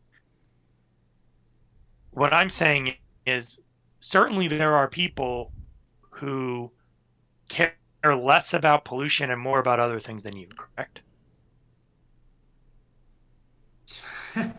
I mean, people are overwhelmingly short-sighted and want stuff for themselves now. Right, and that is right. So you're telling me in a capitalist society you can't come up with any plan. If you care about pollution and other people also care about pollution, you can't think of any strategy that would help improve the air quality without having to force everybody to without having to regulate everything. Please don't make an assertion as a question and ask him to defend it. You're saying that there is a market solution for the massive amounts of environment being destroyed, and you're forcing him to create one. How about you create the market solution? No. First of all, I'm staying neutral on whether or not we need to solve the problem. Okay, wait, hold on. Let's stop there. Let's stop there. A socialist solution either. Let's stop there. But yes, I think there is a strategy for. You are neutral. You are neutral on whether you want the future of the human race to be able to breathe clean air. Is that what I'm hearing? I am not neutral on the fact that I want there to be a future of the human race, and people like Greta Thunberg, for example, would much rather, and people who puppeteer her around to do this whole climate change thing, would rather us spend all of our resources trying to solve the climate issue, completely disregarding the fact that it might collapse the economy and kill more people, and also prevent us from solving the problem. Okay, not only are you strawmanning someone, you're strawmanning a child. God. So that's just insulting to yourself. Don't strawman a child. She was put in the media. Listen, don't use children as meat shields. That's I'm not. Really disgusting. To say that you're not. To say that some people are. To say that she's advocating for the destruction of the economy and the cessation of all she's industry. Not. Like short-sighted, like Bobby just called. She's being used as a tool. Her and other people are so short-sighted that they are really afraid of the climate change thing, and they are willing to start doing things that would destroy our economy, not realizing that those efforts to save the climate might actually kill everybody by destroying the economy. It's you have to admit there has to be a balance there. I mean, I admit that. Okay, I admit a few things. Okay, so first off, let's start at the beginning. Okay, you seem to still be saying that for you, having a fully producing economy is more important than future people breathing. Is that true? That's not what I'm saying. I'm saying that there is look, in a free society, people are allowed to work on what they want to work on. And if it's of value, they reap what they sow. And if enough people, and it seems to be that enough people are saying this pollution issue is important to work on, then they should work on it. I don't understand why we have to force you get what I'm saying? Like, yeah, so I do, and because it hasn't worked, and we're running out. We're actually technically out of time. We need to gain back time somehow, man. Here's the strategy that will work in the private market. I start a business that asks people to invite me into their car company, to their food company, whatever they do that could produce pollution, right? And what my business does is it audits them, right? And it's a win-win kind of thing because they get to say, hey, I have the John McLone stamp of approval for we're producing less pollution than the average car company or the average food company, et cetera, et cetera. And what I get is money because they got to pay me to get that whole audit done, right? And if people care about that and they'd rather shop at places that have less pollution, et cetera, it will all work out. The problem is people don't really care about that. And I think what you're saying is, yeah, and that's short-sighted and they should care about it, but we're going to force it on everybody. Okay. Mine happens. So, yeah, I mean, that's certainly fair. I would even use the word force there because mine happens immediately. Mine happens regardless. Yeah, no, I'm still better with mine. Yeah, I would rather have the state just force some sort of carbon negative law on all industry. Yeah, but we're not even sure that actually fixes the problem in the long run. And some of these things take just as much resources to implement the thing that's supposed to save resources. Okay, I said carbon negative. Ridiculous. I said carbon negative. I mean, I feel like you're not hearing me. You're just like taking up something else that you've had a problem with, right? What is carbon negative? Maybe I have. Carbon negative means that your business practices must, in some way, not only not put carbon into the air, but find some way to take carbon out of the air. Because as we all know already, we have passed a point of no return where conservation will not do it. So going carbon neutral. How much does that cost? It doesn't actually matter to me because I prefer does that place life. But if it costs more. If you're in a democratic society, then you have to, if you want to impose something like that, you would have to prove that it doesn't place an undue burden on the employer. That's usually the legal phrase used, right? I mean, no, I don't care about the legal phrase. I would just change it. And Secret Asian Man made a really good point earlier about that. What did I say? Sorry. When we were talking about like consent and all that. Well, I guess so. Just curious, Malachi. Are you this sounds like it's kind of a Green New Deal territory. Is that fair to say that's kind of what you're leaning towards, or am I mishearing? I mean, would I replace clean coal with people that could put up windmills and solar panels? Yes, I think I would do that. But that wouldn't fix the problem, though. No, it's not. I would advocate for more, but the Green New Deal does sound like a great starting point. So you want to get rid of coal? Yeah, I think that's probably the best starting point is just getting rid of coal. I should rephrase. When or how long should it take for us to get rid of coal? That's a better question. Okay, so I'm not sure you guys are super privy on all the science going on, but we are past a point of no return when it comes to conservation, right? We probably should start over and say I don't think we're even agreeing on the premise of the exact severity of the problem. So I think we'll have to start because it sounds like we're coming from two different points, which is fine. I don't think I'm entirely understanding your point of view because it sounds like, I guess the first question is, what is it? Is it a problem? And how big of a problem is it? And then how do we solve the problem? Okay, I don't know if we're agreeing on the first 2 points, if that makes sense. Yeah, let's go back to the beginning then. So the problem is that capitalism has no method of fixing climate change in a time period and with available resources that we know of now that will save future people from having miserable existences. And by miserable existences, we are talking paying for clean water at a rate that is much higher than it is now. We are talking for paying for clean air. We're talking about when you go home to your small apartment, you will have to pay a lot of money to be able to take full and deep breaths. Okay, this is a very likely eventuality when you look at the most recent science about climate change. So in the same way, when you talk about the science of climate change, just curious. I'm sorry, say that again. I said, what are you referring to when you talk about the science behind climate change? Just curious. The science behind climate change is that humans are emitting a large amount of CO2, methane, and a few other gases into the atmosphere that are contributing towards the greenhouse effect of the Earth. Okay, so the greenhouse effect of the Earth will make this planet much hotter overall, and it will also make the storms more violent. It will take a totally reasonable farmland now, and the rise of sea level will make them salty, right? I mean, these are all eventualities. I'm totally okay with all of this, by the way. Like, why this is the science of it. Any of this? So I would add that on an individual level, just real quick, and then Malachi can respond. I would add that on an individual level, again, the individual does not pay any negative consequences for their pollution. That's why it's a problem. That's true. Well, the individuals are not free to operate within the bounds of their society. Okay, I mean, this is a huge problem, and this is something that Michael Sandel brought up in his book. Within that you are bounds or without. Within. You are not actually free to operate within the markets of your society. Sorry, I meant markets. Are you saying that's how it should be, or that's how it is? That's how it is, and it's not how it should be, right? You can technically, as a private citizen, you could lead a carbon negative or carbon neutral life. It would require you either moving to a small commune in Oregon, or it would require you to be a functional millionaire, as in having millions of dollars of assets.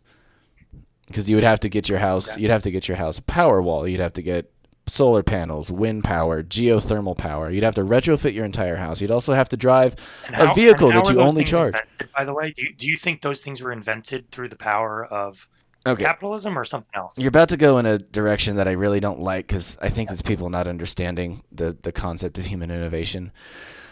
Going back to my point, in the same way that capitalism fails to reliably feed the majority or every children at night before they go to bed, I am saying that capitalism, while it will have methods eventually, it does not currently have methods to decrease carbon emissions in a way that will save the human race from a very, very gnarly looking future. I think it's very convenient when a parent fails to feed their child for that parent to blame that on capitalism. Well, don't blame the child. That's what you're doing. No, I'm blaming the parent. Yeah, okay. So the child should suffer? So the child should suffer. You're saying the child should suffer for their parents. What I'm saying, no, but you're saying capitalism should. I don't see the freedom there. If anybody is committing a crime here, it's the parents, and they should pay the consequences. Which goes back to the whole army thing. For some reason, you feel like everyone should pay only the taxes that you agree with, and they are arbitrary. You feel that we should pay for the military. You feel that we should pay for the military when I'm saying a homeless person won't agree with you. If you kill a child, should I put you in jail or should I dismantle capitalism? Again, this is... No, please answer. Do you agree on the monopoly of the violence of the state? No, but I'm asking, should I put you in jail or should I dismantle capitalism? Because clearly capitalism helped a child. No, it didn't. Okay. So go ahead and make that case. I'm excited to hear it. You sound like you're pulling stuff out of your butt. You're breaking up. Say that again. I said go ahead and make that case, though, if you'd like to make the case. My point is, if a child is hungry and we are going to try to seek justice, we don't blame capitalism and dismantle it. We go after the parent who let their kid go hungry, because that parent has made poor decisions and has failed their child. You are blaming it on the system at large. I actually haven't advocated for the dismantling of capitalism, so don't say that. Okay, fine. Then I'm still saying we should blame the parent, not capitalism. Like, I don't understand how you go to... You can blame the parent. I think you can blame the parent. The only way you can blame an economic system for the failures of individuals is if you think the individuals are supposed to out the economic system's will or something like that. Okay, you can blame the parent. That's totally fine. But you can also blame a system that has not allowed outside people to correct for this. Well, then what system would allow it? Our system. The one that we actually sort of have, which again is sort of strange that you guys are arguing that, saying that capitalism is best for society because we don't have a strict capitalistic market. I know in the same way that we've already attempted to. Okay, so first off, that company you were talking about earlier with the whole climate change thing, where it would go in and it would do like an audit of these companies' things, those actually exist. Yeah. They're generally non-profits, and oftentimes they are heavily funded by the government. So, just FYI, we already started down that road. What's up? Because people don't want them.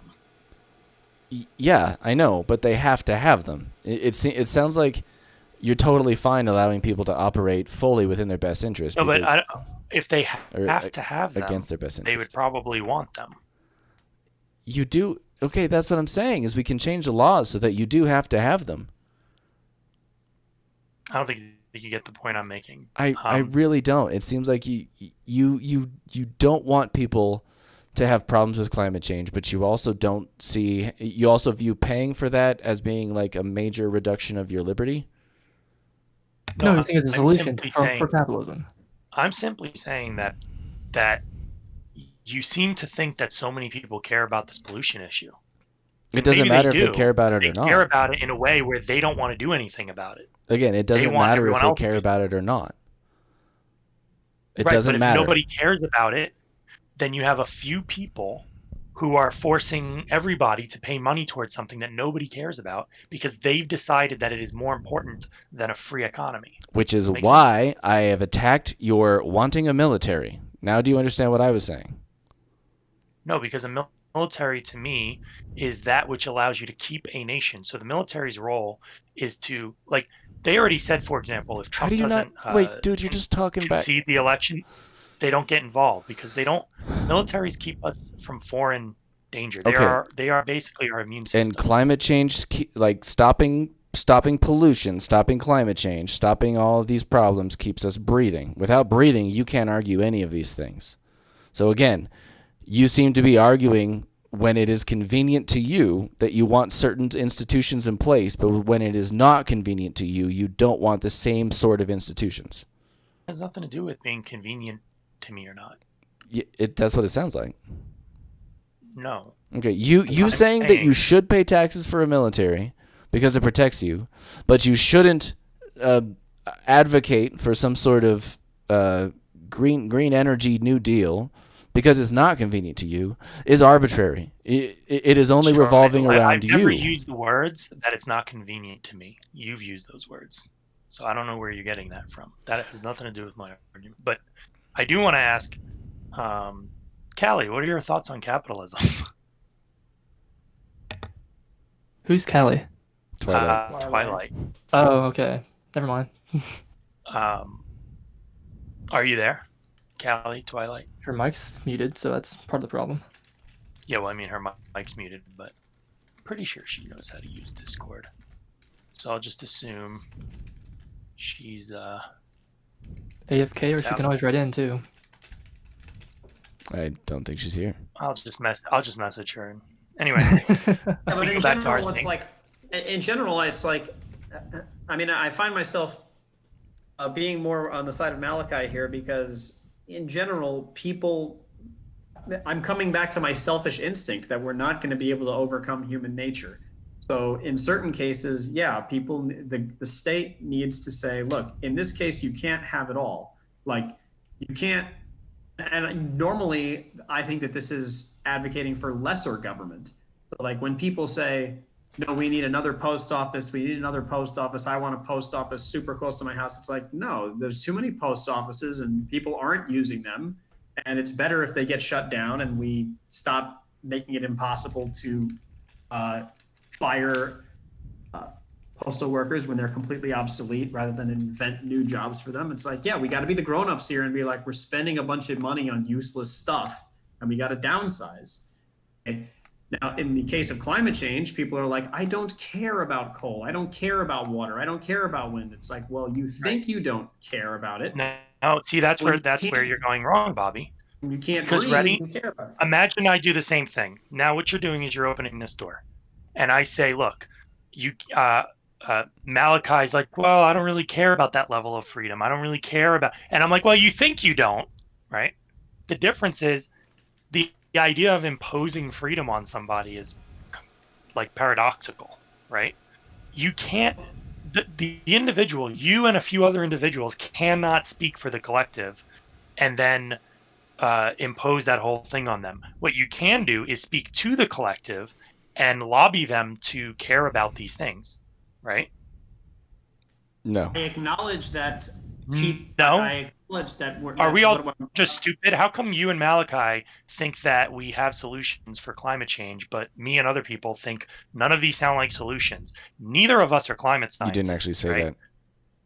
that. What's that? You didn't say that they don't sound like solutions. You said that they don't care about the solutions.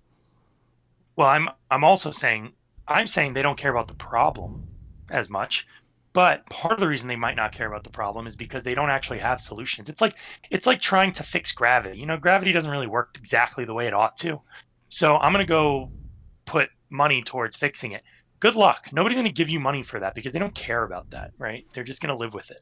The climate change thing, what happens is some people are like, oh, we think we have solutions. And then they say it, and then other people are like, well, that's a lot of money to do what might not work. And the only way to get people to give you money for what you think might be a solution to this problem that you think is a problem is to force them. That you see the problem? Because people don't know anything, and I put myself squarely in that camp. Why am I? Yeah, but if people don't know anything, why am I paying for things that people don't know about? Let me rephrase. People don't know anything that is not on the knife edge of their expertise. Right. So I am going to defer to people who are experts in their fields. I mean, I just did that today when I had to get my car inspected. Right. It would just take me too many hours to know everything I need to know about about fixing my car. Yes. So, but you still choose to, right? Here's the difference. I do not agree that the climate problem is so pressing of an issue that we need to reallocate funds from other things to fix it. Some people do agree, and I wish they would work on it. Actually, they would actually be more effective per dollar than I ever will be, right?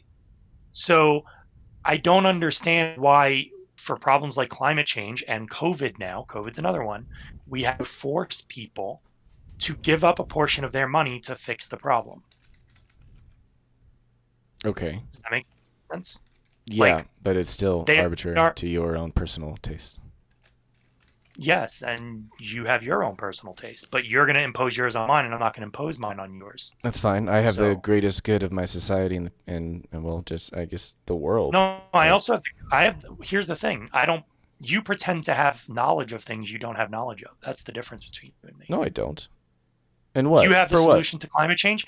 You give me the solution to climate change. I will help you make it happen. I didn't say I had the solution. Because we will be the wealthiest people in the world, first of all. Okay. I didn't say I had the solution to climate change. I said that capitalism does not have a reliable route to fixing climate change, which, again, is your positive thing.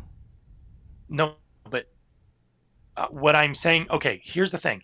We may never solve climate change, okay? Yeah, we could die. We might. No, humans could die. So what you're asking me is, can I even imagine a way that capitalism might get us there? That's what you're asking? No, I'm not asking. I am just straight up telling you that in the same way that capitalism does not have a reliable way to feed every child every night, capitalism does not have... No, hold on. Capitalism does not have a reliable way to fix the climate change issue. That's what I'm saying. Okay, so what way what is a reliable way to fix the climate change issue? Yeah, I don't necessarily have like the exact technology. Like I said, though. No, we agree. So why is capitalism worse in your mind than any other thing that also has no reliable way to solve climate change? Because of its track record. Wait, the track record of capitalism is fantastic. No, it's not. Have you seen Peaky Blinders? Like, seriously. I haven't seen it. So what does that have to do?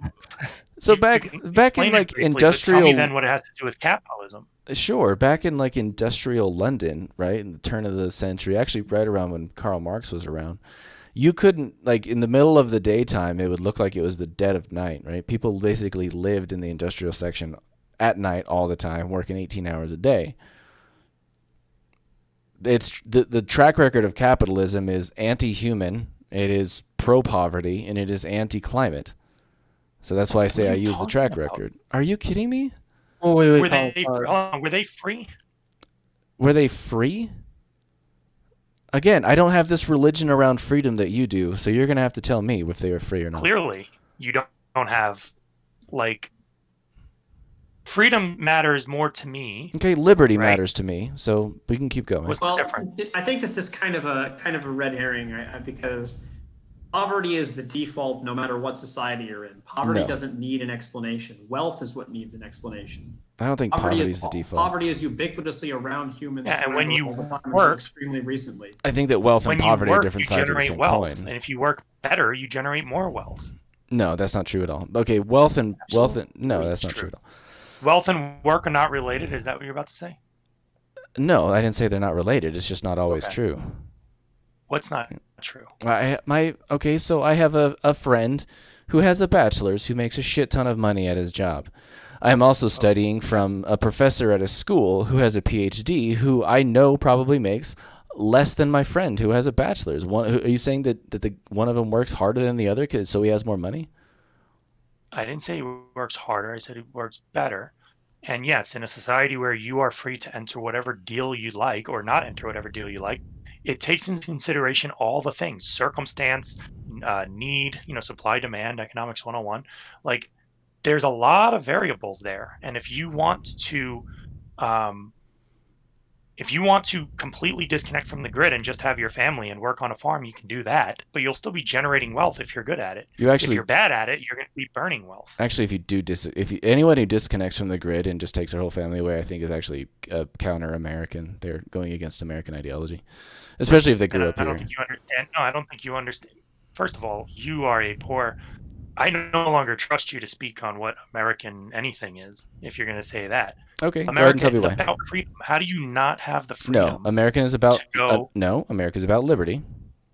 What's the difference between freedom and liberty? You keep correcting my word freedom and then using a synonym. Because we're in a government system, so liberty is what we actually have. Freedom is what people like to idealize. I know, but I keep asking you what the difference is, and you're not telling me the difference. And I can spout off 4 pages of a book that I'm reading if you want me to explain all the intricate details. The main detail you're is the one making the claim. Liberty, 1, the state of being free within society from oppressive restrictions imposed by authority on one's way of life, behavior, or political views. So if I choose to go live in a mountain somewhere, and I live in America, and America's a country of liberty, that fits that definition, because I'm not going to be imposed on by authority on my way of life, behavior, or political views. I don't understand. I want you to go and find the differences between liberty and freedom, because you are really looking. I know you're saying freedom. I know you're saying liberty, but you're using the word freedom. It's fine. My problem with that. Definition of liberty. That includes the word freedom. Yeah, dictionary definitions do not have the nuance that entire books do. So let me just go ahead and continue. The problem with what you're saying of a person doing is that they have abandoned the investment that has been given to them by their own society, which I would find to be immoral. Who cares if you find it to be immoral? Well, our society, we invest in people all the time, right? The school that I went to, the school that probably most of us went to, was built by other people who invested their money that was a dividend of their labor into us, right? So that when they get older and they no longer work, we are to carry on the economy and churning it forward, and carry on the government, carry on the food production, whatever else you want to call it. So they made an investment in us. If someone were to take his entire family and just move off into the woods, I actually think that they are turning their back on the investment that was made. Here's the thing: you realize that might actually be a better return of investment for a society than if they stayed, right? That's possible. Well, no, not really.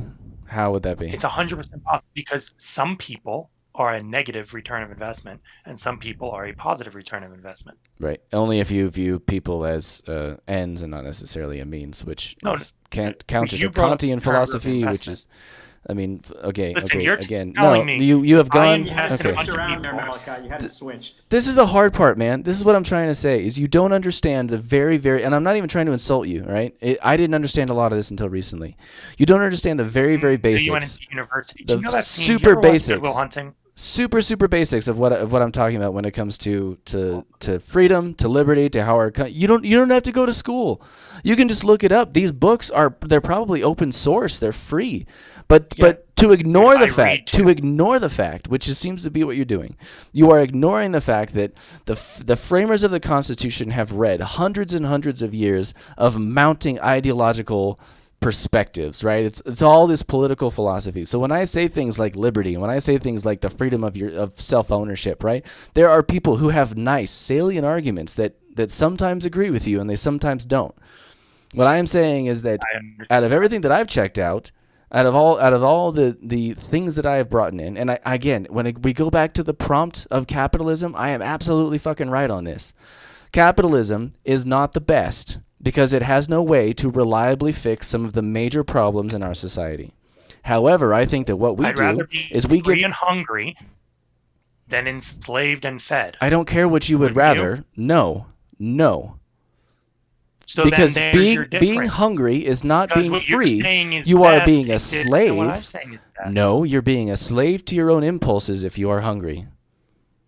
Do you understand that? Like you someone who is starving, someone who is homeless, someone who is unable to fulfill their maximal potential is by definition not a free person. Yeah, I've seen Good Will Hunting. You don't understand freedom. You don't understand what liberty is in a society. If a child is starving, I've asked you to tell me the difference between freedom and liberty. It's the basic difference principle here. The basic difference principle.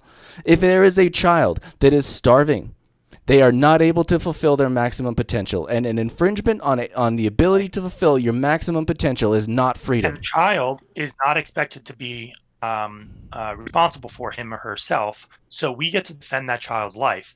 I have a question. Yes. Are adults expected to be responsible for themselves? Yes or no? I mean, to an extent. But in case you're not, here's what I think you're doing. No, we have a safeguard against that. I think you are trying to keep adults in a permanent state of childhood. We build safeguards all the time against. I agree. Okay, this is the huge difference between you and me. Is you look at someone who's on the street. You look at someone who's starving on the street, and you think, man, this is a shit person they've made. They must be horrible at what they wanted to do. Man, they could be college educated. They could have tried to start a company and just totally failed. No, that's not true at all.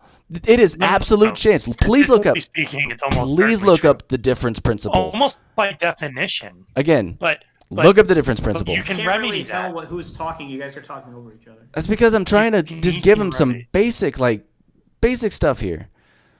You have someone who's on the street. It is very, very possible. Like you have the answers to all things. I don't have the answers to all things. And here's the thing. Here's what's beautiful about it. Like, I disagree with you. Then make the argument. Make the case. No, it doesn't matter. In your society, I have to argue for the rest of my life while doing what you and your society wants me to do. Where in my society, you could just go do what the hell you think is right. And if you fail, it's on you, man. No, you're free to do that. Again, that's freedom. Again, these are safe. Yes, you do have the freedom to go and attempt these massive drastic maneuvers. Which, by the way, when you start a company and it fails, somebody does pay for it, and guess who that is? People who your fucking society. Your fucking society. If you take out a massive loan and you go start a business and it fails and you go into bankruptcy, the rest of us around you pay for it. That is the federal it's system. It's a different cost, though. It's a different cost. Yeah, it is a different cost. You're absolutely right, but it is still the federal system. You don't know my opinion. Not only that, if you go and you try to start a company, and I was going to go and start the same company at the same time, bankruptcy isn't free. I know that. No, I'm saying, like, when you go bankrupt, your credit's shot for at least 7 years. So you still pay a consequence. That's justice. At least there's some justice in there. Yeah, that's fine. I'm fine with that. Okay, can I ask you like a more different topic? But okay, just to recap, absolutely. Just let me recap real quick. We have come up with two different scenarios in which I have shown you, and I've told you, and I've demonstrated that capitalism is not the best system.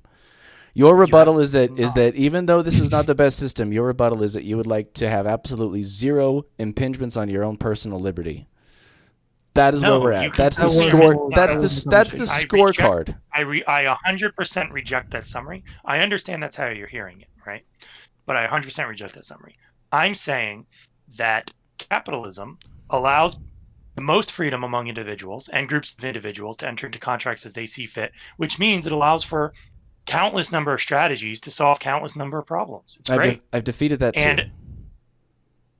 You did not defeat that. See, yes, I did, because liberty, you're which like is what the we're guy actually who's talking bleeding about. on the carpet, and you're like, I defeated you, though. It's No. like, you didn't defeat anything. Liberty requires the maximal amount of accessibility to achieve your maximal goals, right? That is what liberty you're is. You're not entitled to access. What does that mean?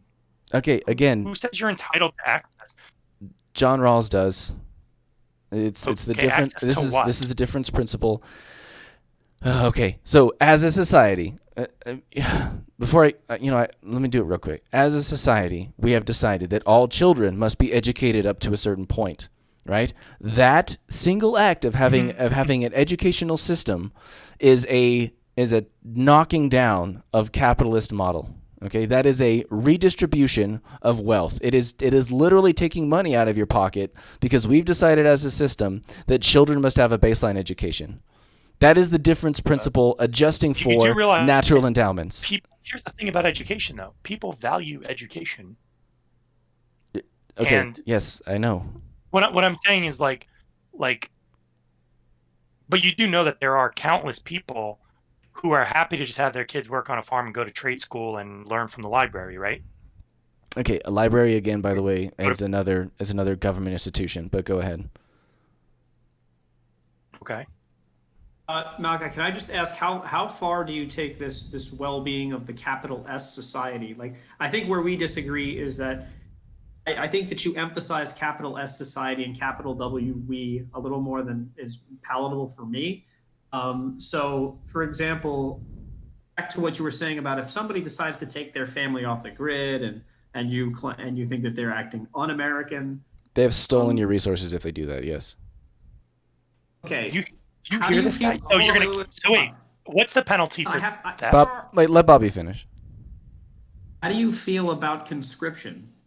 Do you think that if somebody dodges a draft that it's like he's being un-American, or do you think that it's like totally legitimate to not want to be forced to get shot full of holes? No, that's a really good question. So from a pure capitalist perspective, right, we would actually just pay everyone else. We'd hopefully just pay non-Americans to fight our wars. But it is better that we don't. No capitalist would do that, though. No, you're talking about a civic responsibility, and capitalists don't claim to have civic responsibilities. In my ideal version, I would want. I don't want conscription. I think that. I mean, you're kind of going into different topics. It's not related to capitalism at all. So I'm trying to kind of piece it together what you're thinking. But so if someone has, let's say 1970s, right? Let's say the draft comes up. I mean, someone is in the middle of their education, right? It is reasonable to say that you should finish your education. Is that what you're asking? No, well, kind of, but I go as far as to say that it's legitimate for anyone to say, look, I don't want to be in this draft. Now, it seems that you would say that if you're 18 and you're a quote consenting member of this capital S society, and then the draft gets imposed, and you're like, wait a minute, I just finished my high school education. I don't want to, too late, yanking you off to boot you. Wait, I didn't get a chance. Boom, boom, boom, you're dead. Oh, you consented to it. I'll send your father a plaque. Go F yourself. Yeah, so the problem there that you're probably trying to hone in on is that it was the father's responsibility to make sure that he didn't vote a warmongering douchebag like Nixon into office. Which, by the way, boomers did that. But I mean, it seems that you're saying that the flesh and blood human beings don't matter here. The we matters here. No. Am I the only one who thinks that what happens, like the affairs of inside the country, is meaningfully and categorically different than the relationship we have with the rest of the world? Am I the only one who thinks that it's worth treating those two things as different things? We as America? Like any nation, like you as a person, right? Like what you inside your home and inside your head and inside your bedroom or your bathroom, that's like, there's like this internal relationship with yourself, but then there's you and the way you relate to the rest of society and the rest of the world. Nations seem to have that same distinction where the affairs inside the country are one thing, and then how that country defends itself from the rest of the world or interacts with the rest of the world is another thing. And we keep conflating those two things, which is confusing me. No, because we are culpable for the military. Is it? I'm sorry. No, I'm still trying to figure out what you're saying. Do you mean the military? I'm just saying that we can make arguments for or against the draft. I just don't see how that has anything to do with what's going on inside of our country economically. It only has anything to do with. Well, he's talking about the responsibilities to your country to follow the law because it's the monopoly on violence. And yeah, so, and I'm so saying Bobby, that there are some laws Go ahead. that are in service to keeping a nation, right? Because if we didn't have a military, we might not have America. And you know that's true because of 9/11 and things just like that. However,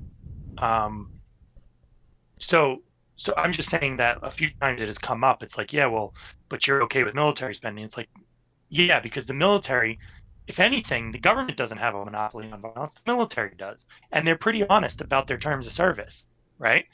We will come and kill you. We will make you fight for us. We will Did you there's say, no I'm sorry, unclear term. Did you say the government doesn't have a monopoly on violence, the military does? Yes, and those are two different things. No, they're not. Or at least the military is one. I would say one it's a aspect. distinction without a difference. It's not even a distinction. The government is the government. Do not say including the government is the military. Including the Department of Defense. The Department of Defense. I mean, obviously the EPA isn't going to go shooting people. Well, We hope not, at least. probably. I mean, maybe if it would stop some fucking climate change, I wouldn't mind. It's big enough that no one hasn't already. So The military attacking its own people would be like your immune system attacking good parts of your body. It would be like That would be cancer, right? yeah, the military is not supposed to attack its own Trying to make- people. The point that I was trying to make from before is I'm saying that when a draft is imposed and somebody runs away to Canada, I don't consider them being un-American. I think that's an unreasonable imposition on somebody to say Right. you have to go and fight on the front lines Okay, of this. I so don't what- see that as like, well, you're a capitalist society. Like I No. don't see that. Yeah, and I've already sort of adjusted for what you're talking about here because we are trying to figure out if we have a legitimate government in that situation. So if a war that started without the consent of the people based on shitty intel and weapons of mass destruction that don't exist is started, then I do start to question if the government still has our consent. Yes. Okay. Yeah. So I'm not against See, people that I would wouldn't say- flee. I wish that they would have enacted their civic responsibility first, which was to change their government. Bobby, I wouldn't say it's un-American to avoid the draft, but I would say it's damn American to go fight for your country. I'm not going to put labels on people who won't do it. But It's noble to fight for your country, but that has different Yeah. meanings in the modern world. sure. I mean, like, are we But it's actually just- fighting but for it- our but country it in is interesting, Afghanistan? I don't Malachi, think we are. that you have reservations against things like the draft, which, but you don't have reservations against like my work. The how do I put this? The capital that my work produces being taken from me to solve problems of climate change.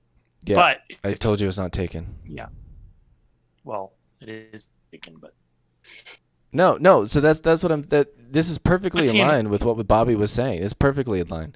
If you don't feel that this is a just reason to take your money, it is your responsibility to convince the people around you and to have them vote to have less taxes taken out. This is perfectly. I'm consistent on this shit, guys. I'm not making this stuff up. so if you just before you use if the word a guy- arbitrary. I'm sorry. What was that?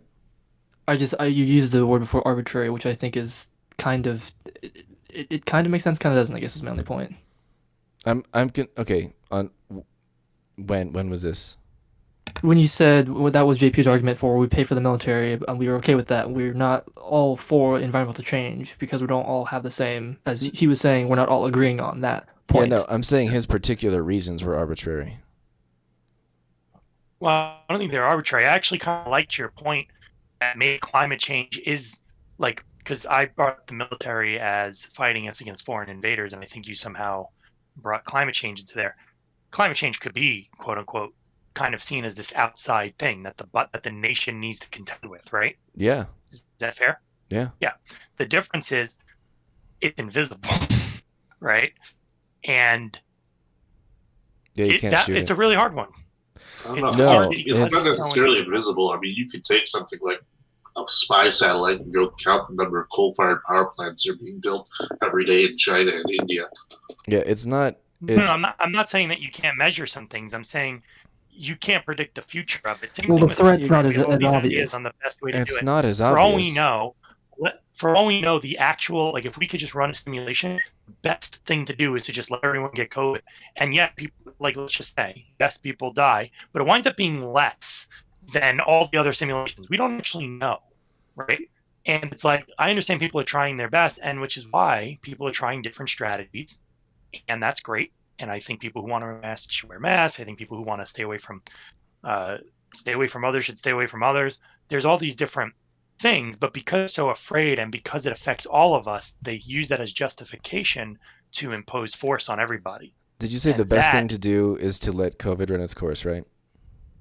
I'm not saying it's the best thing to do. I'm saying I don't know, but other people don't know either. But they're going to use the fact that the little bit that they can measure, because obviously if we can measure everything, we would know the solution and we would just fix it.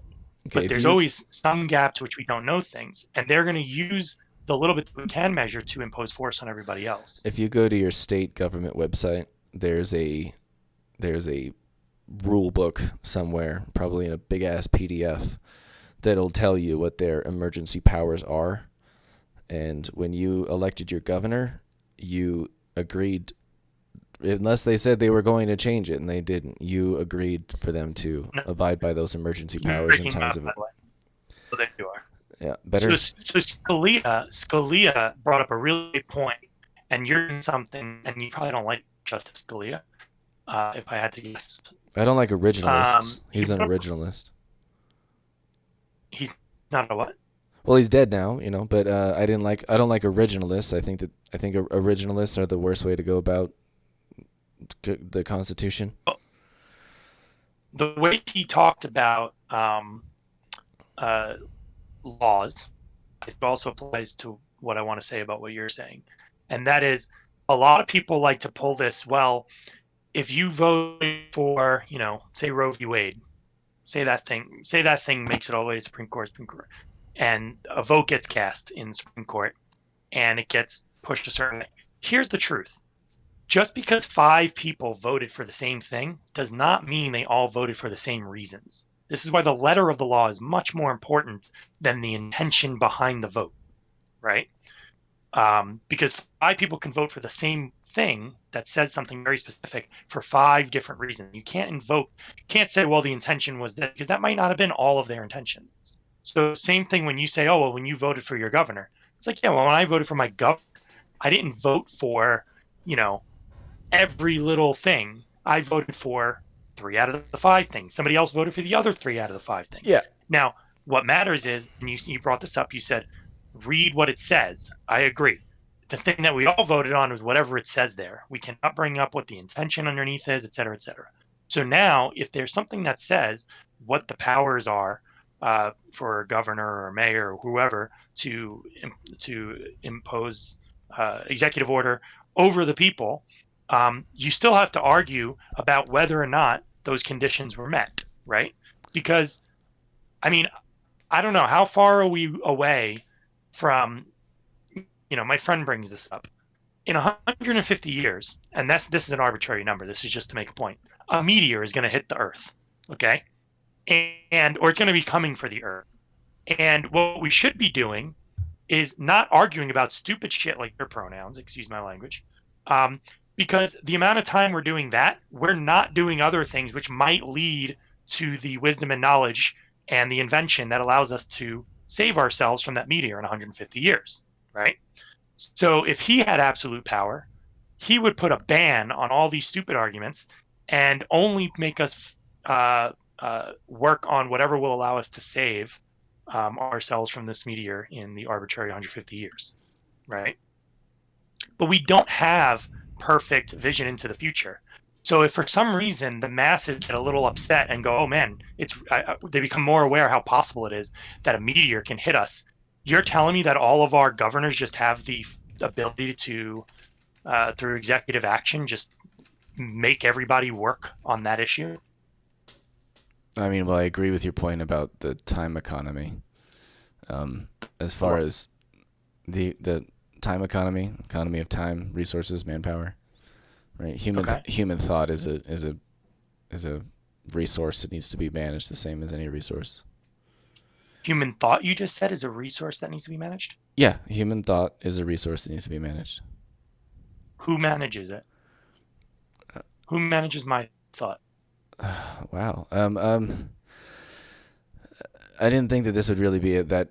Is this controversial? Do you not think that your thoughts are a resource that needs to be managed?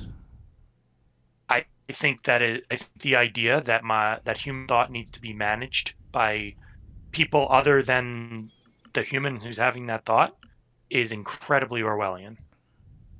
No, not like managed outside, like not like controlled, right? Okay, it's you're right that we have certain problems that need attention, and there's only so many humans. These are human problems that need to be solved by human brains, right? So we do need to that. I mean, that's what STEM is right now. That's why there's a big push for these like science and tech and all that in schools, is because we have problems coming up that require human attention, and the people aren't studying the fields that are most apt to solving these problems. So I agree with that point there. There is a time economy, there is a human thought economy, and it should be pointed towards the correct things. But as far as thinking that there's like an impending disaster, that like if there's a asteroid flying towards the Earth, I don't really think that a social scientist is going to do the best and most work in thwarting that threat. So they can go ahead and continue working on whatever work they were doing. But if an asteroid is flying towards the Earth and we know it's going to hit us in 50 years, if you sit back in your chair and say, I don't want to pay for some kid to go to school, well, you might have not paid for the kid to go to school that's going to be the one to save all of our lives. The biggest problem that I actually have with capitalism, like the biggest. Yeah, and if you reallocate my funds towards that, you might be reallocating them away from the thing that actually would fix the problem. Again, let's couch this in a likely scenario. I think you tried to use a likely scenario, right? If you're trying to use a likely scenario, we can use it. The biggest problem. That is a likely scenario. I'm just saying that the asteroid part. There are companies that literally go out of business. I'm saying that there are countless companies that have gone out of business because they can't afford, let's say, these minimum wage laws, right? Because in order to do it, they have to fire a person. But by firing a person, they don't have, their procedures no longer work because they needed 5 people, but now they have 4, right? And the company goes out of business. You can't account for how many of those. Maybe one of those businesses are the ones that ultimately grew to solve the problem that prevents the meteor from hitting the Earth in 150 years.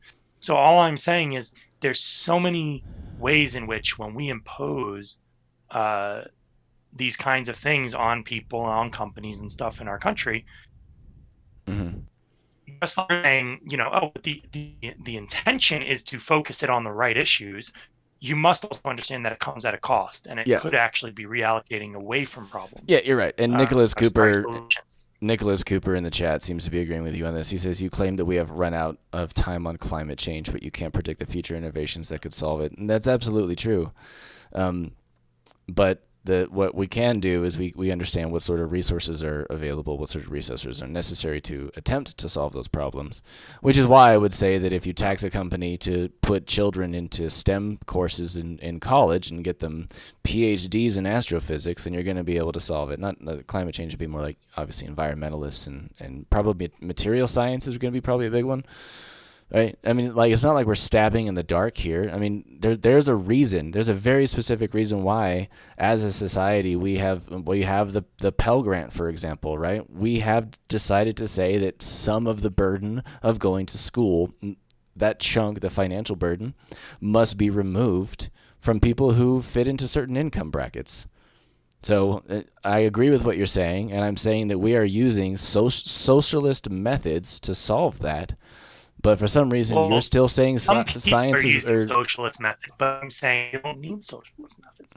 And also, you're saying capitalism is best. We don't all agree that these problems need solving. If an asteroid is flying towards the Earth, you don't think that problem needs to be solved? That's a different problem, though. But if an asteroid was zooming toward the Earth, and we don't already have the technology to solve it, chances are good that we messed up somewhere in the past.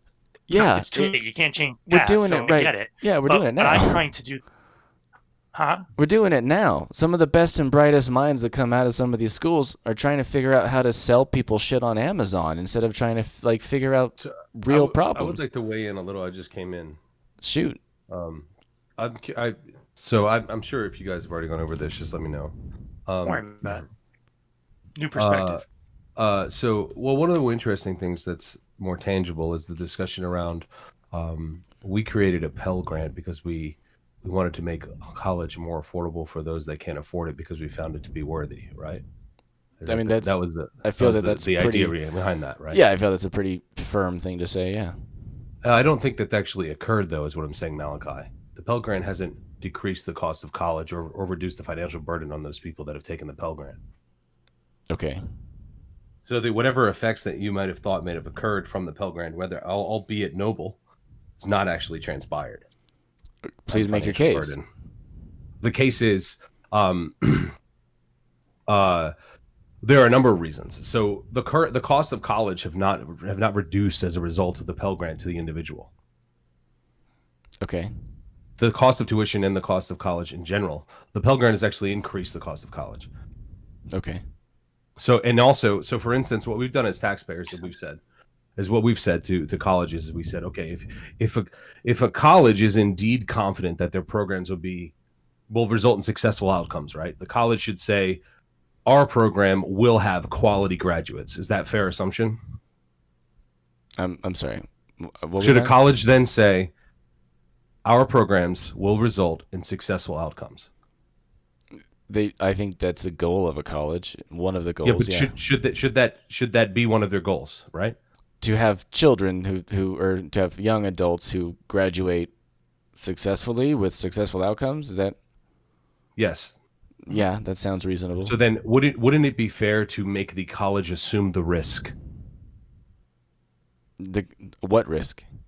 The financial burden or risk of having children come, incur a cost, and have a successful outcome. What you've done is you've said administrators are somewhat incentivized to expand a program that would benefit what capable students would be there, and giving private lenders more fuel for putting people in debt without actually looking for any outcome that brings them to any sort of meritocracy as a part of their college choice. Okay, so the prompt was, is capitalism best for society? And you have just very well outlined. I'm making a case that very well outlined. The social program's not working. No, you very well outlined why capitalism is not best for our society.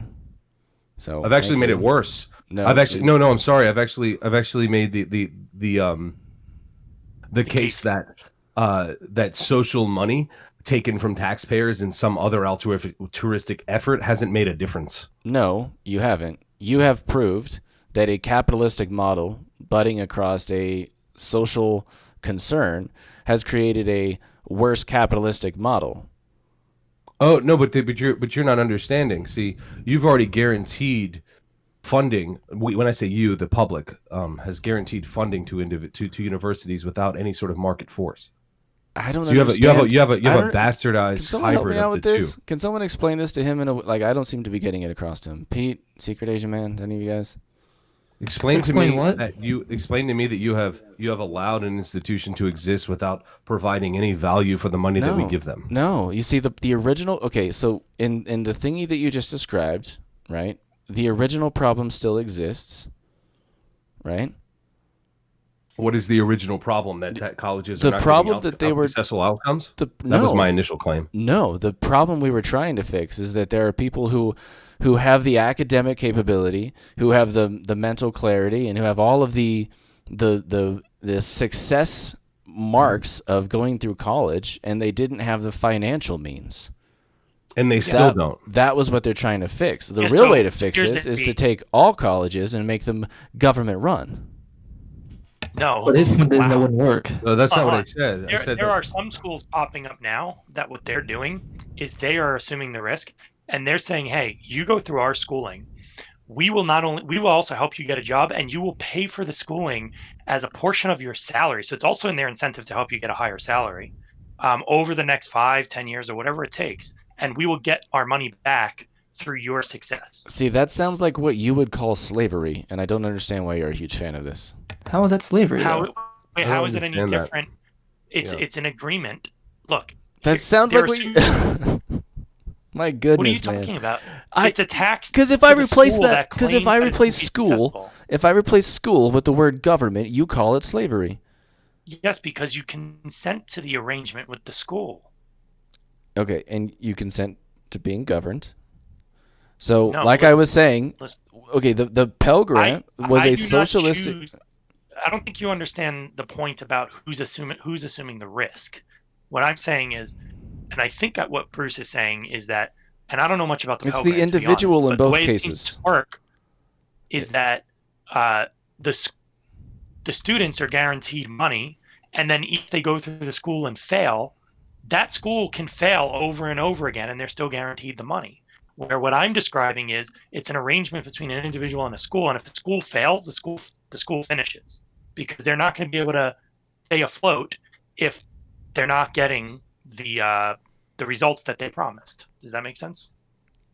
No, you were talking about who takes the risk. The person taking the risk in every case is the student all the time. No, not for what JP just said though. The school's taking. You're saying that if a school says I'm gonna risk and I'm gonna put you all the way through school, and then you're going to pay us back with your wages afterwards. Portion of your salary, right? If I make it 3 years of the way, through school and I don't finish the fourth one and I drop out, who pays for it? You still pay for it. Who does? The school is at fault. It depends on the terms. But if it depends on the terms, like if there's a drop term. No, wait. Answer the question, please. A lot of these schools, if they can't get you a job, you don't pay anything. Okay, so now I've never heard that. Even if this is true, you have the same problem now that they have the incentive, the real financial incentive to lower their own bars so that students pass. Yes, but then they wouldn't get jobs, and they wouldn't get a higher wage to be paid faster. Does it say a high wage, or does it say get a job? Because a piece of paper that says you have a degree goes pretty far nowadays. Well, no, but I'm saying, but to his point though, you were saying that if you get a higher paying job, then they'd get paid back faster. We gave you a degree, work at McDonald's, we'll take some of your paycheck. Great, you're gonna get paid back maybe in who knows 10 years, as opposed to I'm gonna become a doctor and save the environment, whatever. Maybe they'll pay me $100,000. You'll get paid much faster, so the incentive is there for the school and to get you the best job to get their money back faster. I understand. This sounds good, but it sounds like you guys are just you're changing the thing. What that means is, you know where really that school is really gonna change. It's what do you call it when you're like trying out for the school? Placement program. They're going to be very strict about who they put into their school because they need to ensure that they're going to get their return of investment at least most of the time. That's super fair. Schools should be strict about who gets in and who doesn't. I mean, I think that's fair. But that's the main thing that I'm trying to focus on. Very different. They are different, but you're still having the same problems. Well, I'm not disagreeing. They're having the same problems as the person who's undertaking the financial burden, the hurdles that are being met in order to get out of that school, right? The difference is that I consider what you're saying to be just fine. I really, really do, right? I have no qualms with that. I am against the part where people go to school for a little while. Okay, if it's true that they can get out and they don't pay anything, that's awesome. Like if they fail after 3 years and they don't they can go to the regular job market and they don't have any monies owed to that school, I think that's just fine, right? But that's not the majority of schools. The majority we have schools right now have some portion of for-profit incentive. I agree with the majority, but that wasn't the argument. I was just going. I mean, the issue that I have is that there's a number of issues, but the question I guess is more there's some net gain. I'm assuming that you would take, Malachi, and most people would say on the society at large when it comes to putting people through college, right? Yes, there's a net gain on our society for having. Yeah, well, I mean, there are some statistics that are shocking in that regard, though, that I would say are not necessarily giving us a net gain, actually, in a net negative or the same. What's the net negative of having people going through school or having an education? Well, first of all, saddling individuals with debt, putting them behind the 8 ball for numbers of years is a big problem. You said you can hash that out another way. I'm sorry, I missed it. You said saddling individuals with debt? Right, correct. Okay, so I fixed that with a pro-socialist model and an anti-capitalist one. Go ahead. No, well, see, here's the problem. The results have not played out to fix the literacy rate in society at all, or any other sort of metrics. Like, for instance, in 1980 to 2000, I could find it. Here, just take me a word, I guess. But 21,000 publications were written on Shakespeare between 1980 and 2006. Scholarly publications. That has not had an impact on success. Number two, the literacy rate among adults. Hold on, go back. The literacy rate among adults. You said that has not had an impact on success. I don't know what that means at all. So So for instance, you're making a claim that purchasing college at the expense of the taxpayer is somehow getting a net gain for society, and it's not. I'm saying that when people go through school, the society gets a net gain. I don't see what you're talking about. Why is it not? Well, okay, like I said, the literacy rate among adults, right? Okay, has not moved in the past 15 years at all, despite the increase in college attendance. Literacy isn't found in colleges. If you're illiterate when you go to college, but you're still putting people you're putting the taxpayer and the individuals through debt, through large amounts of financial burden, with very little meritocracy requirements between universities, and no actual literacy improvement among individuals, or even tangible benefits. Yeah, he's not. I don't think he's claiming that college. I don't understand what you're saying. I don't think anybody's claiming that college is supposed to.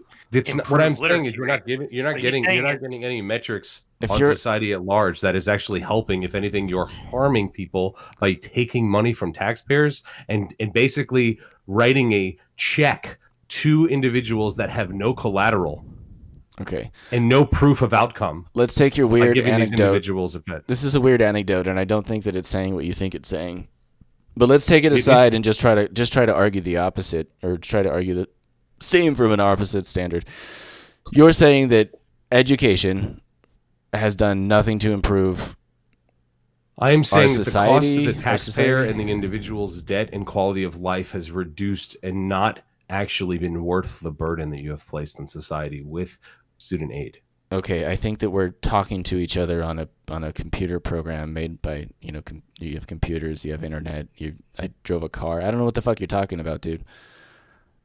I don't know what you're talking about. College in the United States, with the requirement that you take money from taxpayers and allocate that, does not. You're not making a case for that. You're making a case for education throughout the world and capitalism in selling these products to you. No, I'm making a case for education in America.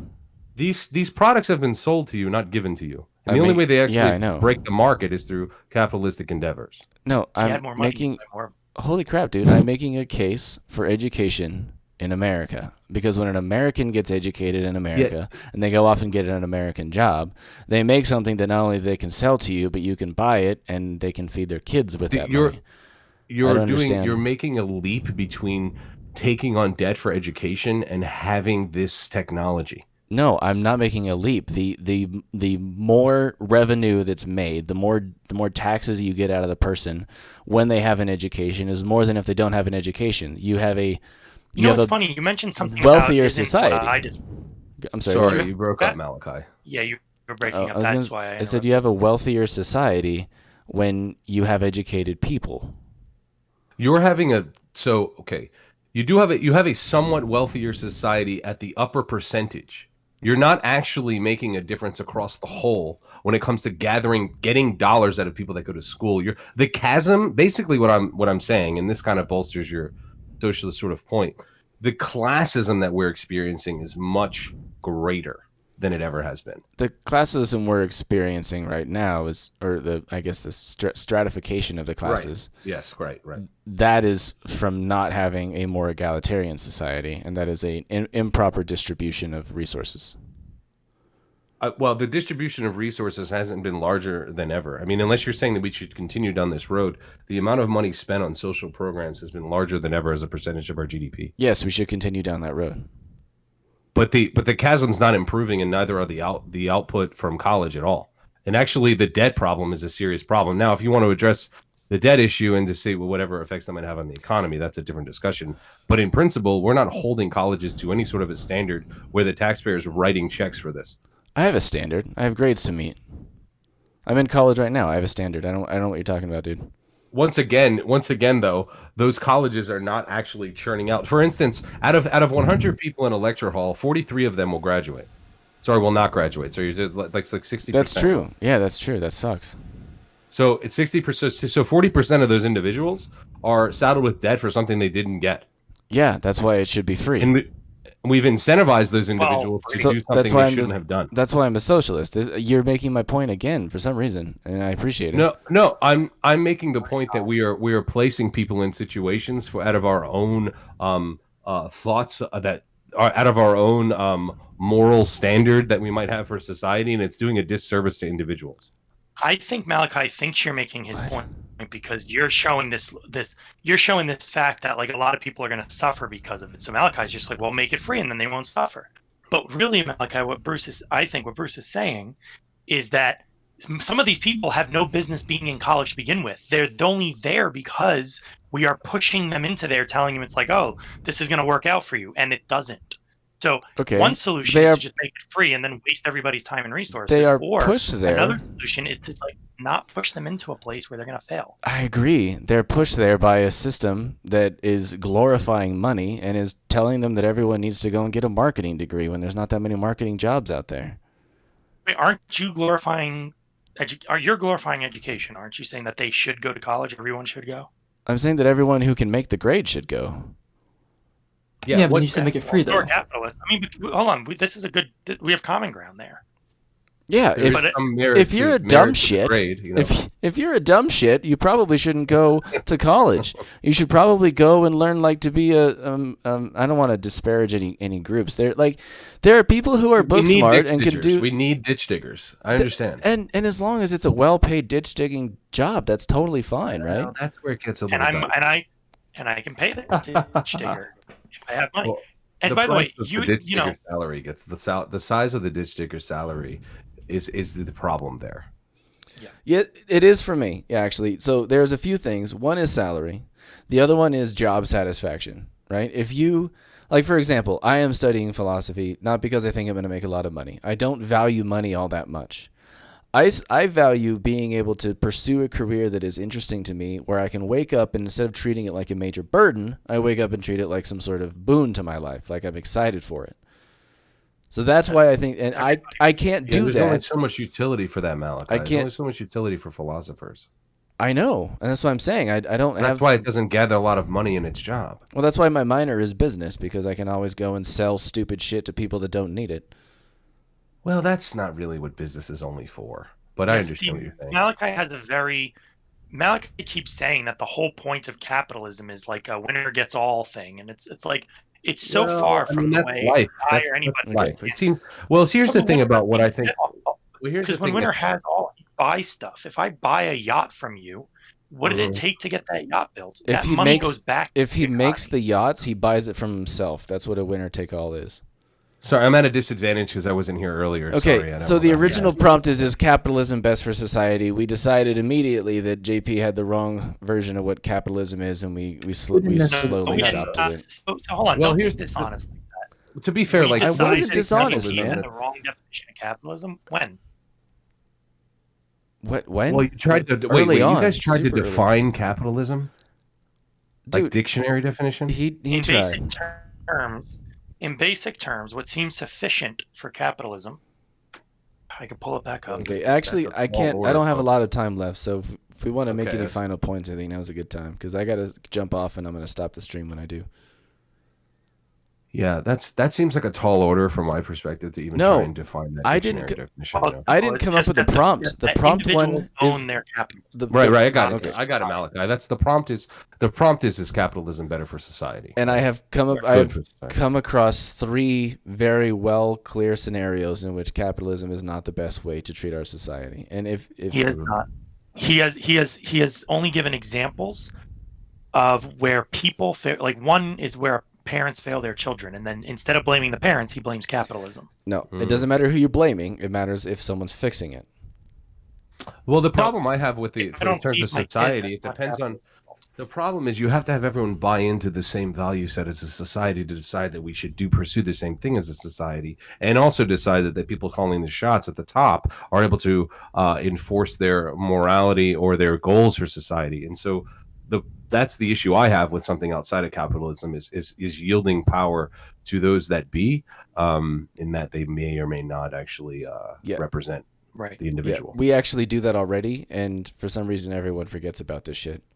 But we should limit that. Well, we don't really. Yes, we do. There's okay. You have children. We're going to start getting into the social contract with Hobbes, and I understand. You have children. There's plenty of critique around that. But okay. Yeah, I do have children. Yeah. Okay. Mm-hmm. If you took your children out of school, they never went again, and you also didn't show any sort of homeschool work, would you be in trouble? Probably. Okay. Sure. I think so. I think it could be. Yeah. You would be. So as a society, certainly be a recipe for bad outcomes. As a society, why do you say certain? There are plenty of people who go all the way through university and then murder people. Why do you say certainly that if somebody decides not to put their kid through school and don't even homeschool them, like let's say just put them to work on their farm, that's certainly a bad outcome? Why would you say that? To completely neglect the education of your children is not a recipe for bad outcomes. I say it is. Find education at that point. I say it is. It is definitely. Are you kidding me? We could disagree. Okay, so say they're illiterate, right? To deny a child the ability to read some of the best poems out there that ever been written, my God, you'd be doing them a disservice. Holy shit! I think if you have evidence that a parent is getting in the way of their child's life, liberty, and pursuit of happiness, you have means to protect that child's. Yeah, I think that's more the situation we're describing here. Okay, we define these things all the time. We just got back from Kansas and met a family, and I'm sure the kids are homeschooled, so they're still getting something, but they work. They're like 4, 7, and 9, and they were like helping dad roll carpets, bring things to his truck while he was fixing it. They mostly just work. And like, some people would scream, "Oh, child labor" or something like that, but they have a great time. They're kids, and they're being trained into adults, right? I don't understand why if these kids turn into, they're not the smartest. They can't tell you about physics and things when they're 25, but they're also like kind and not wanting to hurt people. Why that's considered failure? Okay, I'm not considering that failure at all. So this is what I was trying to answer Bruce's earlier. Yeah, you can go forward. I have a rebuttal to your social contract thing if you want to go with that route. What we have decided a while ago, back when I don't know. I guess post World War I, right? What we decided was that children ought to have an education up to a certain extent in order to be successful people. And as a society, we decided that was a moral maxim, that you don't want to have a child in your society that is illiterate. I don't want to have an adult in my society that is illiterate. I would like to have everyone to have a baseline of education, right? What I'm saying is that was a early socially charged, right? This is a socialistic agenda that made people put their children through school, and you were fucking punished if you didn't. Well, now what I'm saying is that when it comes to the modern realm and how we view education, you should extend that on to a 2-year college and possibly onto a 4-year college. That is just a natural extent of a socialist agenda that we have been following for a long time. So you're making it a slip argument easily, and also you're doing everything you can to prolong childhood. I'm making a what? 50 years from now, look, 100 years ago, prolonging childhood? people were taken care of until they were about 18. Now you're saying they need to be taken care of until they're 25 and they're out of college. So no, there's an argument. No, I didn't. No, I didn't. You can get a job at the same time that you're going to school, as long as you don't walk away with a mountain of debt from school. And that's what people are doing, is they're paying school debt off for the rest of their fucking lives. But the debt doesn't go away if all you're doing is you're trying to spread it thinly across society. And we have a lot of debts that we've already spread thinly across society. Okay. And people don't realize it, and now it's starting to crush us. Jesus, right? I don't understand how you haven't gotten this. I don't understand where I went wrong. Okay, I'm stupid, Mal. You are totally fine. You're okay with public school. To an extent. To an extent. I don't know that we can done at a county, and I think that should be done at a county level. Okay, I think state. My problem sure. with public school at this point, Malachi, you can make a fair argument, and you make a fair argument about society's wants, needs, and how it manifests. I will say that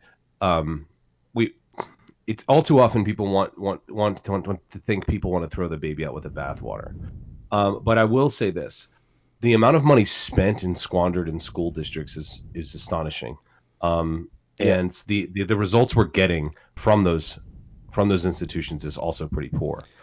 You missed an earlier conversation. I'm sorry to interrupt, but you missed an earlier conversation where when I advocate for government jumping into stuff, I'm advocating for some of the best representations of our government. I don't advocate, obviously, for but you're assuming the best representations of our government would come through and not the worst. I'm assuming that the good without the bad. No, I'm assuming that the best representation is possible. I'm assuming that there is some sort of best way to do government. Yeah, sure. I mean, we're all assuming that when we start assuming these things, right? We're not taking the bad. A filibustering senator for a super long time is not what I would that's not the best representation of a government. So the only way that seems to make sense to me, Malachi, is in some sort of monarchy.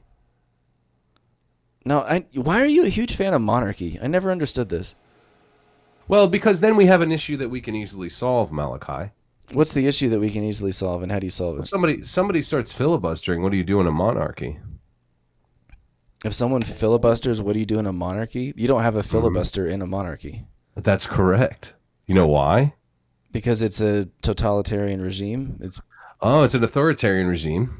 And yes, but the best of the people are cared for. The monarchies in our history were totalitarian. You had to have the same religion as the king, and the king can walk into your house and have sex with whatever he wants. Oh, the king could, but he doesn't. You know what I mean? No, I don't. See, not a good king. There's good kings and there's bad kings, and there's good governments and there's bad governance. I don't like to exist. Socialism and bad socialism. I don't like we to haven't exist. really had good socialism yet. I'm not going to. Oh my goodness.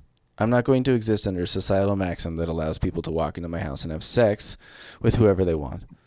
Wait. What? Keeps breaking up, damn it. I'm sorry. I said I'm not going to allow myself to exist in a society where we have a maxim that a divine mandated authority can walk into my house and have sex with anyone they want. I agree. So your issue was with the divine nature of the authority? Wait, no, is his issue with the divine nature of the authority or the authority in general? That's what a monarch is. We're shifting divine nature to mob. No, a monarch. Can I shortcut this conversation to your point? Which I think go ahead, is, Pete. Sure, okay. Which I think is the idea of the value of the monarchy is if you have a problem with it, you kill the king and you replace it with a new system. Whereas in a government type model, it's much more complex. The individual doesn't have as much agency to act. What? Well, in our representative republic, you can almost think of it as a decentralized monarchy where there are kings all the way down, right? No. And with that, yeah. Very hard to have that. Bruce, was that pretty close there? That's what it is. That is one of the benefits, Pete. Yes, you are correct. Also, there's another side to that. I mean, and Hoppe makes this claim, if you read Hoppe, that the anarchist sorry, not the anarchist. Sorry, I'm on the wrong train here. The monarchist has more duty to its land because it is a part of its identity and ownership, and there's not turnover in the monarchy like there is in the democracy. And so reason to keep your land is a moral imperative as opposed to some sort of elected turnover of individuals that are seeking power. Okay, I think I'm done with this conversation. So if anyone would like to, is someone going to pick up the stream or should I just end it? Can someone else pick it up? So I had to pass this. We probably should end in general. Yeah, we can end it. Oh, I could do it later tonight. Today was a bad day. Today was a bad day in terms of chat and stuff. Okay. But the I stream find itself, we can just end. Yeah, I think Malachi and I, or at least Malachi and others, have a lot more common ground on these things than maybe in this conversation because, in my opinion, I think we're all after